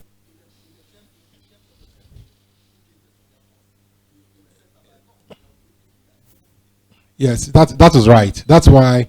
But when you are taking a snapshot audit of your assets, and they keep on mining, you might have problems, because what it is there are people who are licensed but are not working at the areas where they are licensed to work. So the whole idea is you stop them for a moment, a short period, for the rejuvenation of the rivers. And in that period, you go out there, set your systems in place, and when you go and inspect this area and you think it's mining in accordance with your design, which is the standard you have set, you can then ask him to mine. But if it's not mining in accordance with the standards you set, and you give him a license and it's polluting your area, it's a breach. And by law, when you breach, you can be suspended. And already by law, we have all breached the law. So the suspension is quasi none. So it's not a matter of saying they've invested. You've invested wrongfully. And then the other one deals with the growth. Yes, I said that everything was moving south, but from the last 3 quarters, they are moving north, and the growth is referenced to the last 3 quarters, and not to 2012 when we had 20 billion coming in. So that means there's some respite that things could improve. And therefore, it depends. That's why we have to look at our local challenges and try to resolve them appropriately to invite people to come and invest in the country. Then the other thing was to do with extreme poverty and what we're doing. Yes, Madam Chair said that we need to tell people what we are doing. I don't think there's extreme poverty. There is poverty. Of course, it is unattractive now for people to do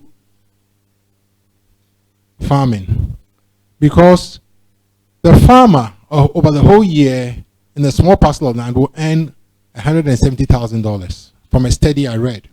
$170. While in a month, the guy doing galamsey will earn $380. So you see that there's no motivation to do mining and to farming. So that is the need, that's the reason why we need to put in place this system because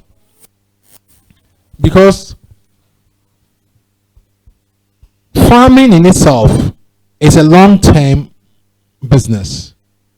You can farm for about 80 years. Gold mining, the place I come from, which is Dunkwao, they come to your land after 6 months, you don't have a land, you don't have anything, it's spoiled, and they are gone.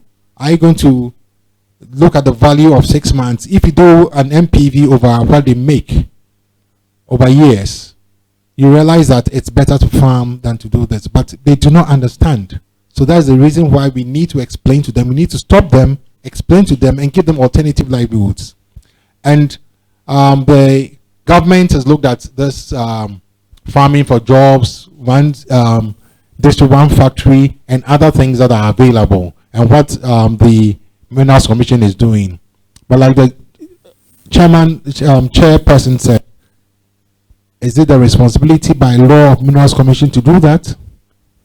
Or is it Minerals Commission courting a Greek to come and do it? We have to look at all these things so that they will play with the various, that's why I said we need to have parity among the sectors. Otherwise, you'll be a jack of all trade and you'll be a master of none. And that's what we must be very careful about.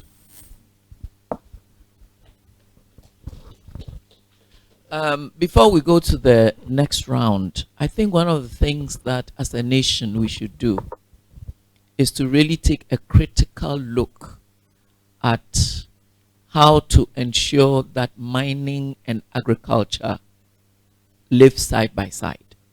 And it is possible. Because agriculture is not only long-term crops. There are many high-yielding, short-term crops. Some even exportable. Pepper. This red pepper that we have is an exportable commodity. There are other things that we can, Burkina Faso is exporting cabbage. It's exporting carrots and so on. It's exporting lettuce, strawberries, to France and to other places. So we really need to look at our policies. I think there is no reason why agriculture and mining cannot live together. And we should deliberately promote that. Promote agriculture and mining. And agriculture does not always need so much land. New technologies are available. There are hydroponics. There's also the tent farming. There's so many new technologies. And we should explore these and make things attractive so that somebody can remain in a mining community, and even if he is compensated for land taken away, he still has a little land to do more intensive, farming and still make money. So we shouldn't just feel boxed into just one way of thinking. But I also think that we should ask ourselves, until we come to the realization that the mono mining economy of gold is not sustainable, we really cannot continue to just focus on gold, even at the expense of manganese and bauxite and diamonds. We can't do that. Those four are also not adequate for the kind of development that is required. So I don't want Minerals Commission to say low value. Who will go into a low value mining? If you call a mineral low value, then you don't make it attractive. You know, it may not have a shine, but the thing is that, is it going to make money for the one who goes into it? And is it going to lend itself easily into some other development activities in the country? Will it downstream well? Will it side stream well? These are some of the things that are fundamental for us to think about. I'll give it to Thank you, Madam Chair. Madam Chair, thank you. I am not in the mining industry, but I am in the oil industry. The question I ask is, why are we poor? We've been mining gold for how many years? More than 100 years. Why are we poor? Is Obuasi not equal to Pretoria? Why are we poor? God gave us independence. God gave us electricity. God gave us gold, diamonds. God gave us salt, cocoa, timber. God gave us dolomite. God has given us all these minerals. He gave us glass sands. Why are we poor? Let me tell you why we are poor. We are poor because we have lazy politicians and we have lazy Ghanaians. That's why we are poor. We don't go out and search for things ourselves. And we vote politicians into power without questioning the capability of our politicians. So we are interested in this country in Choboi politics. And see what happens. It was started by all parties. Started by all parties, at least before the 1966 coup, we had a semblance of things happening. We manufactured our own tires. We manufactured our own glass. We had nearly 220 miles of rubber. We had coconut. We had all these things. Where are we now? For me, I hear all the nice talk from Minerals Commission, from this, from that. Right now, we need to have a drastic action. Drastic. And for me, what is that drastic action? Today, from one oil field, between 2010 and now, we've earned $3.2 billion. I'm the vice chairman of PIAC. We monitor how government uses the oil revenue in the economy. Why don't we have a PIAC in mining? When we started we discovered oil, we quickly put a Revenue Management Act together. Is there a Revenue Management Act in gold? The fact that, exactly, we need to correct that situation. Because gold has served this country for a very long time. Very long time. Our oil reserves, I give us 50 years maximum. If I'm even going to stretch it, 70 years maximum. Because now we have only one oil field that is producing and giving us revenue. The rest are going to come into production soon. Now, what do we then do? Before oil and gas came in, were we not eating? Were we not paying our bills? Let's put that oil and gas money into gold. Let's put it into those industries that will have a high return. And I heard my fellow colleagues talk about, and we are waiting for investment and investors will come in. It is time we did it ourselves. It is time we use the oil money to train our own to do it ourselves. Why? Can we not have 3 or 4 Obuasis in Ghana with all the gold we have? I was somehow lucky. When my father was local government minister, he showed me why Ghana was called Gold Coast. Because from north to south, east to west is covered in gold. Why are we sitting crying that we are poor? Why? Not political talk. Not political talk. But the thing is that we need the kind of laws that would allow us to have the money to make sure that we are training our people well to go into mining. To go into, Auntie Joyce the other day at Baumia's 100 days made a brilliant point. we don't have to only concentrate on gold. There are other minerals we can concentrate on and encourage our people to go into. I think it is time we all sat down to restructure our minds as to how we are going to go about producing the minerals we need to produce in a sustainable way and adding value so that Ghanaians benefit. Thank you, thank you, thank you. Madam Next Chair. round of 5. Next round of 5.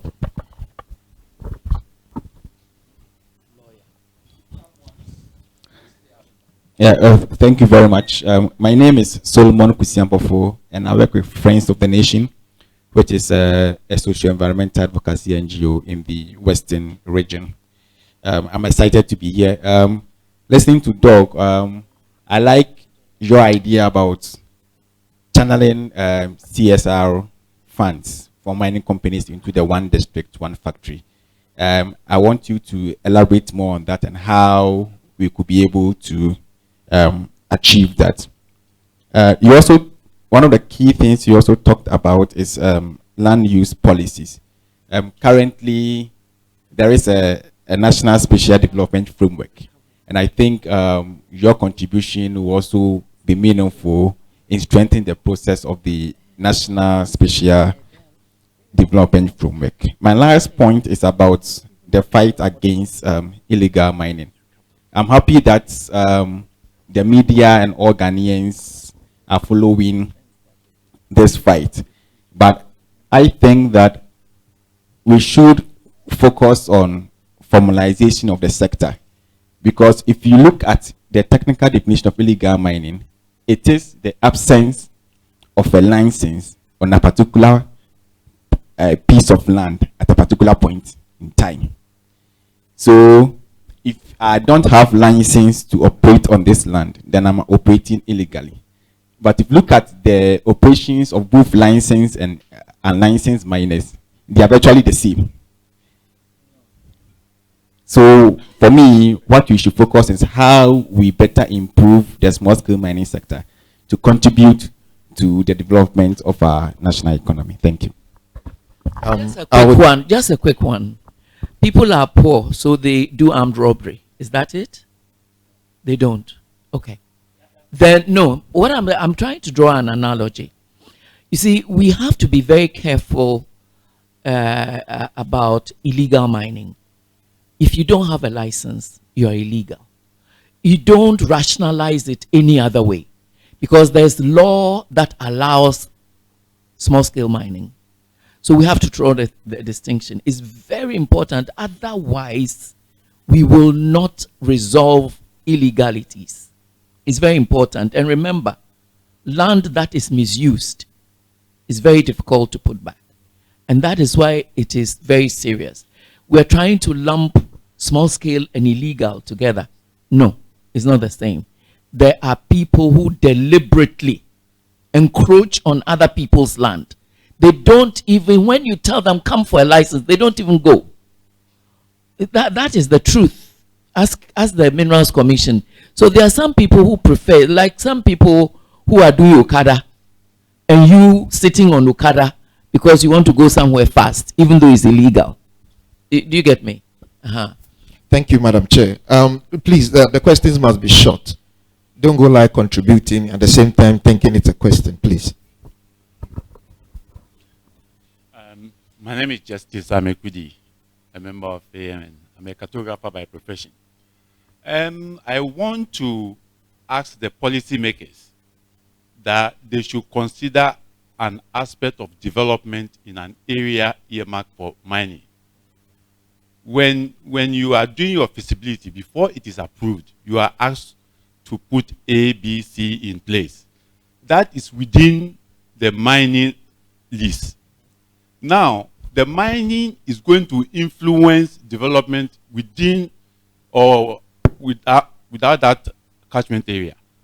What policy are we putting in place which will compel the developers of the town and country planning to put other structures in place so that when we are comparing, like our presenter said, Pretoria, Joburg, they were developed based on the mining presence in that area. So we should also have that policy which will insist that if you are mining in this area, then there should be a layout, a master layout, which will fit into that scheme of development. And at the end of your mining, we can say that based on mining in this area for 10 years, this is the kind of development we have had. Otherwise, people will just be doing things haphazardly. Thank you. Was it a question or contribution?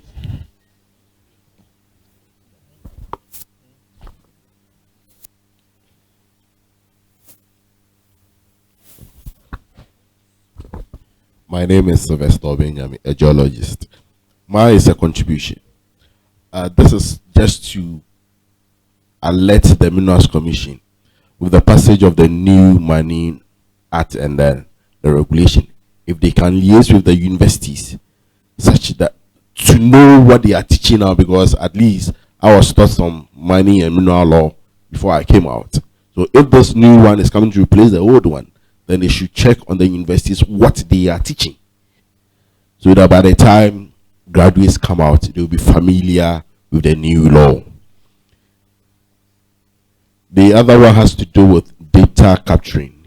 I know we are supposed to be submitting quarterlies to the Minerals Commission, but I find the data form quite scanty, such that no data analysis can be done, and a report sort of written for any investor coming in, because when you shed off, it's based upon certain data. And so when the next person is coming in, you should be able to know why you shedded off this area. If he's interested, he goes in there. If he's not interested, nobody goes in there to waste, let's say, spend money on wisely. Thank you very much. Thank you. Oya wants to come again. And to Dr. Amponsah, and in addition to the mining law being taught in school, I would also want to ask as to whether you think that your views today, it actually inspires hope and despair. To what extent do you think that it should be integrated into the university curriculum so that our minds could be stimulated to be able to actually and motivate growth in the country? Any question? Okay, we'll go. One last one. There's a tremendous difference between how the laws that are supposed to control the industry are written and how the mining business is actually implemented. And what I have not heard a lot of is how the monitoring and enforcement of whatever laws and policies that are established is going to take place, and what has to be put in place to make sure that the laws and the programs are effectively implemented. No further questions? The panel. Thank you very much. I think let me just add a little to what Sylvester said.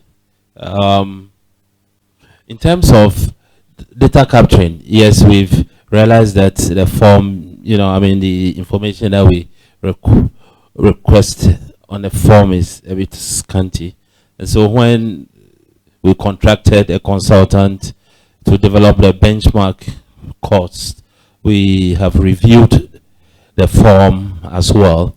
And so we'll be meeting exploration companies, to discuss the new form with you for your input. In terms of the laws that we have and its implementation, you are absolutely right. The mining industry is one which is heavily regulated. In terms of laws, we have, regulations, guidelines, and what have you. But the implementation is what we lack.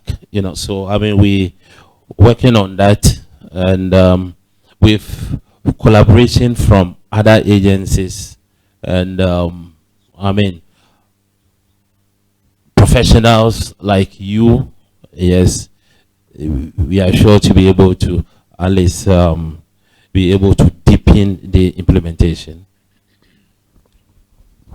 Thank you very much. I'll start from the lawyer. So how do I impart this to other areas? One of the things I do, and I think on an annual basis, is it annual or I have a visiting lecture technology. So basically I try to do that helps. And then quickly coming back to land use policy, which I basically said, yes, if I have the opportunity, I would basically lend my effort to that. Now you want to understand how the CSR funds and basically what I'm saying is mines in their locality are the first people to be affected by, I'll answer your question in addition to his question, to be affected by the actions of the rural poverty. So it's important that we look beyond just providing schools and hospitals, which are important, but we go also into creating income generating opportunities, giving them the purchasing power.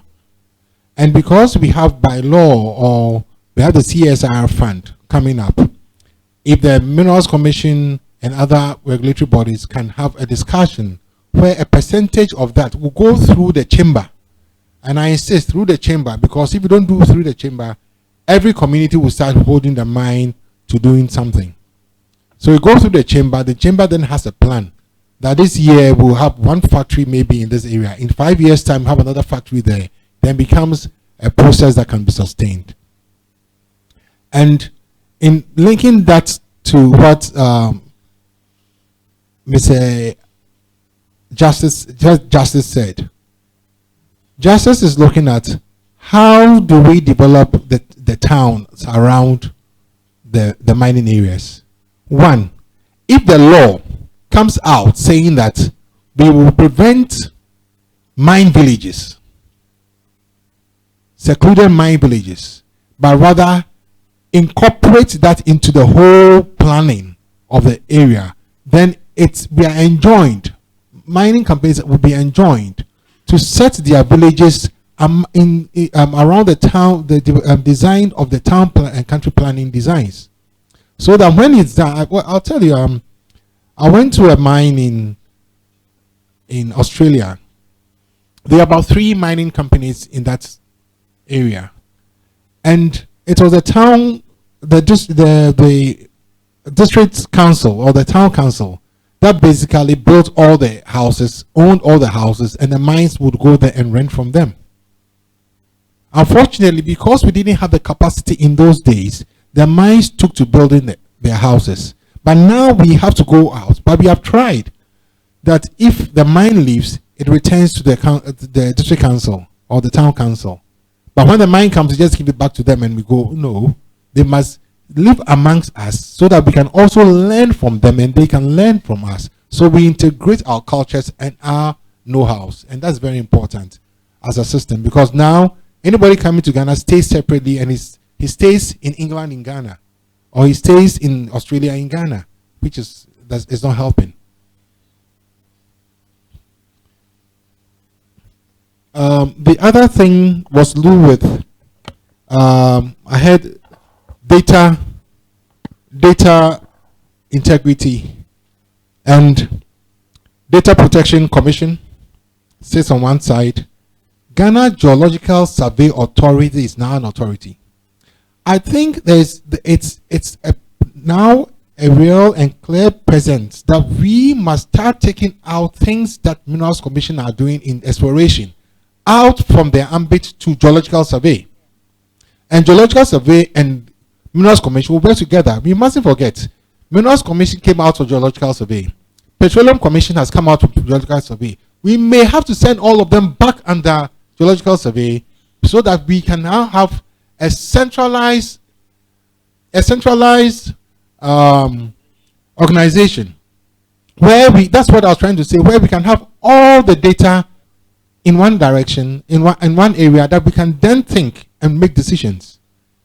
It is important. GMPC came out of geological survey. Everybody, because at that time, because you see, we were not doing well, and people wanted to. I'll say that the country was a high-risk country.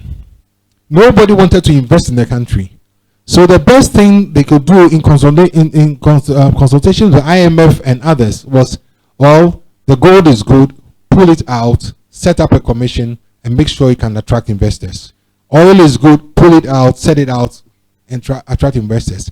Or salt is good, bring it in and institutionalize it. Unfortunately, we've not developed the salt. So we must be very careful that if we do not take a good and critical look at the future, and we start fighting turf wars, the country loses. So this is my way. Thank you. In the absence of any other question, I think. Oh no, we will come back to the panel. Yes, we've taken too much time. Yes, to add up to what Madam Chair said, my experience in how do you call it, Ethiopia, they have something they call the exit plan within the mining industry, which looks at the upstream and the side stream. When these artisanal miners are doing their mining, they are registered all right, but they encourage savings. And this savings, after the period of the license, most of them are exited from the mining sector, either into agric and industry, and very few progress into the upstream side of mining. So you could see that there was a lot of benefit coming from mining. People were getting the capital from mining and doing other things in agric and industry. I think it's about time for us to also have new ideas. We're looking at things differently with new technologies, a new set of thinking brain. I think we should get there. We'll get there someday. Thank you very much. Back to the panel. This question goes to the Mineral Commission. Currently, GMPC has started seismic activity in the Voltaire Basin. I want to know whether the Mineral Commission is aware and the Mineral Commission is going with GMPC where this is concerned, because especially in the Voltaire Basin, to map that basin, massive problems, because this is onshore and gas is plenty money. Nigeria, typical thing. Started working with GMPC. We at the NDPC, and I'm a commissioner at NDPC, we have mapped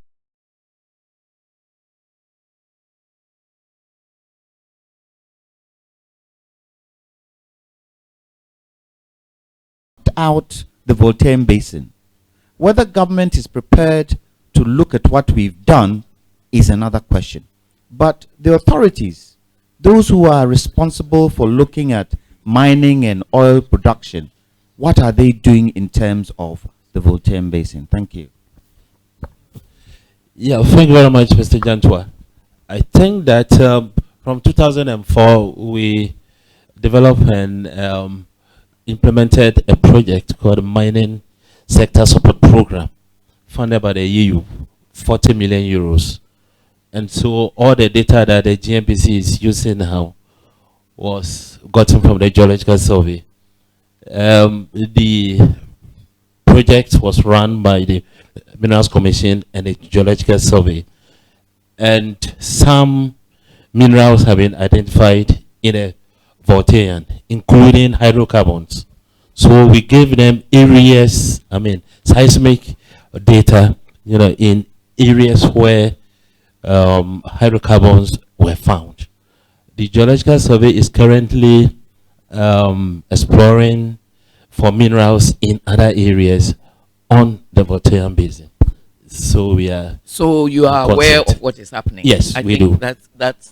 that you are aware of what is happening. Okay, all right. So I think that I'm supposed to make a few comments. My comments will be brief. Mining is important. It affects everyday life. but it needs to be done sustainably, because the minerals don't grow back. And so what you get out of it, you make sure that you use it to develop in such a way that you will find it advantageous. And it is that decision that needs to be hammered into our policymakers as well as our mining companies. If policymakers, for example, from the Minerals Commission, don't even add a benchmark for relocation and what do you call it, the building of a new village for the people, the resettlement. You don't have any benchmarks. You don't. Since when? Since when? Since 2012. But who's practicing it? You see, no, but compensation, that is different. But the thing is that when you have to resettle people, you have to build in such a way that the town would have grown and developed in the next 20 to 25 years, that it will become like a veritable town that is growing because it has economic activities and so on. All these should go into the benchmark. We have to think ahead. We have to think ahead if we want to maximize the benefits from mining. It's not just the money that we claim goes into taxation and so on. The very presence of a mining company should make that area much better than it was before the mining started. That is where we should be going. And that ought to be for the Planning Commission, for the Ministry of Finance, and so on. We must be thinking ahead. And those of us in the industry have an obligation. You opted for an industry that decimates. It is true. You have to have the proactive thinking about how to ensure that what you decimate is brought to as near its pristine state as possible. So we really ought to be training people who are good at rehabilitation. We shouldn't just leave it to a horticulturist. We need to be training lawyers. There are very few mining lawyers in this country. You know that. And so if you are going to negotiate with a foreign company or even with a Ghanaian company, how are you going to do it? So we really need to have a lot of good ideas. And those of us in the industry are the people who owe Ghana that. We owe Ghana the responsibility of making sure that our chosen profession is non-destructive. It's not enough to make our big monies when we're working with these big companies and enjoy the benefits of such fat monies. We owe Ghana a responsibility. Mining has to change communities for the better. It requires a lot of thinking. It requires a lot of training. And a lot of us should be studying beyond our engineering subjects. We should be studying how to make our communities buoyant economically. Because when we leave, they should not become ghost towns. Thank you very much. Thank you very much. The chairperson's remarks have been made, and we would officially be closing out on this, but I'd like to crave your indulgence, Madam Chair. Someone who's been watching live, we didn't mention earlier, I think initially it was mentioned that we are live streaming this event. Someone who is watching live asked a question regarding the new Mining Act and asking if an EIA requirement is embedded in it and for all licensing types. Is in the new act, is there an EIA requirement embedded in it for all license types? This is more on the regulation side. Anyone to provide an answer? It's part of the regulation. It's part of the regulation. It's part of the regulation, and that is why so much fuss is being made about illegal mining.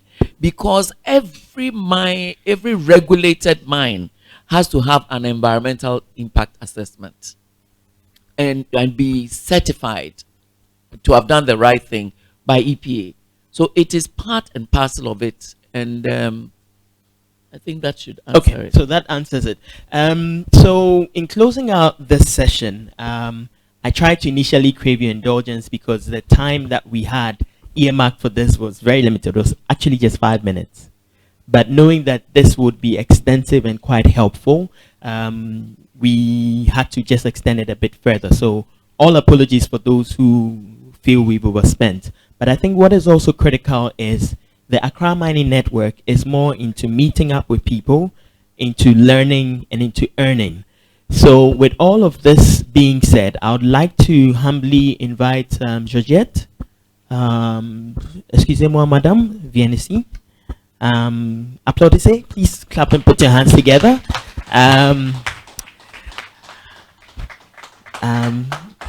Merci beaucoup. Merci. Qu'est-ce qu'il y a? Ah, oui. Okay, so she's here because I feel it's important that as we have this network, to make sure that we all recognize the good work and efforts that people are putting in. There's a lot of work that is being done. You haven't contracted me to do this. That's why you're still in shock as to why I'm doing this. You're not on the program, but I think in all due respect, we would like to also invite all the executives of AMN to please come forward, and please, as they are coming, just put your hands together for the team. Or executives, please, please, please come forward.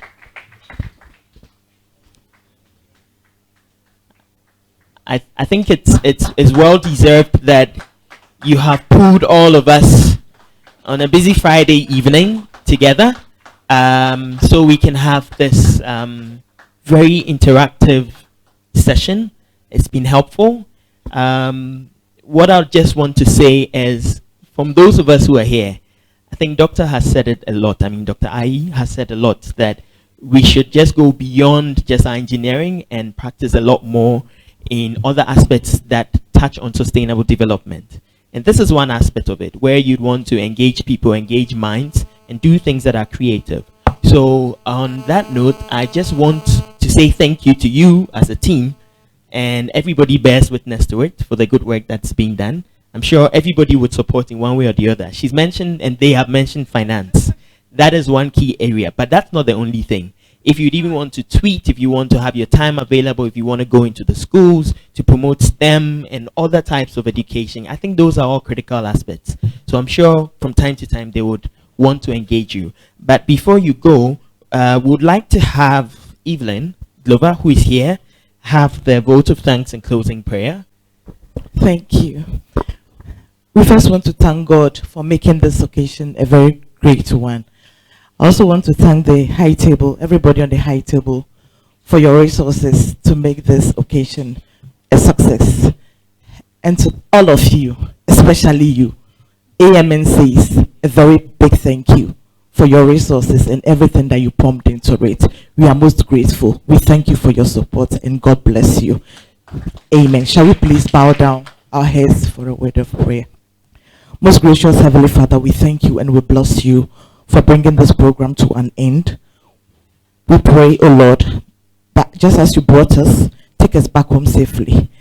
That at the end of the day, we shall be careful to give you the thanks. We bless you for what you have done, what you are doing, and what you are about to do in our individual lives. In Jesus, your mighty name, we've prayed with thanksgiving. Amen. Before the benediction, we'll have a photo moment. So I'll kindly ask all of us to please make our way to the front here. And please note that the food that you're having, there's more of it at the back, so you can enjoy it. And so please.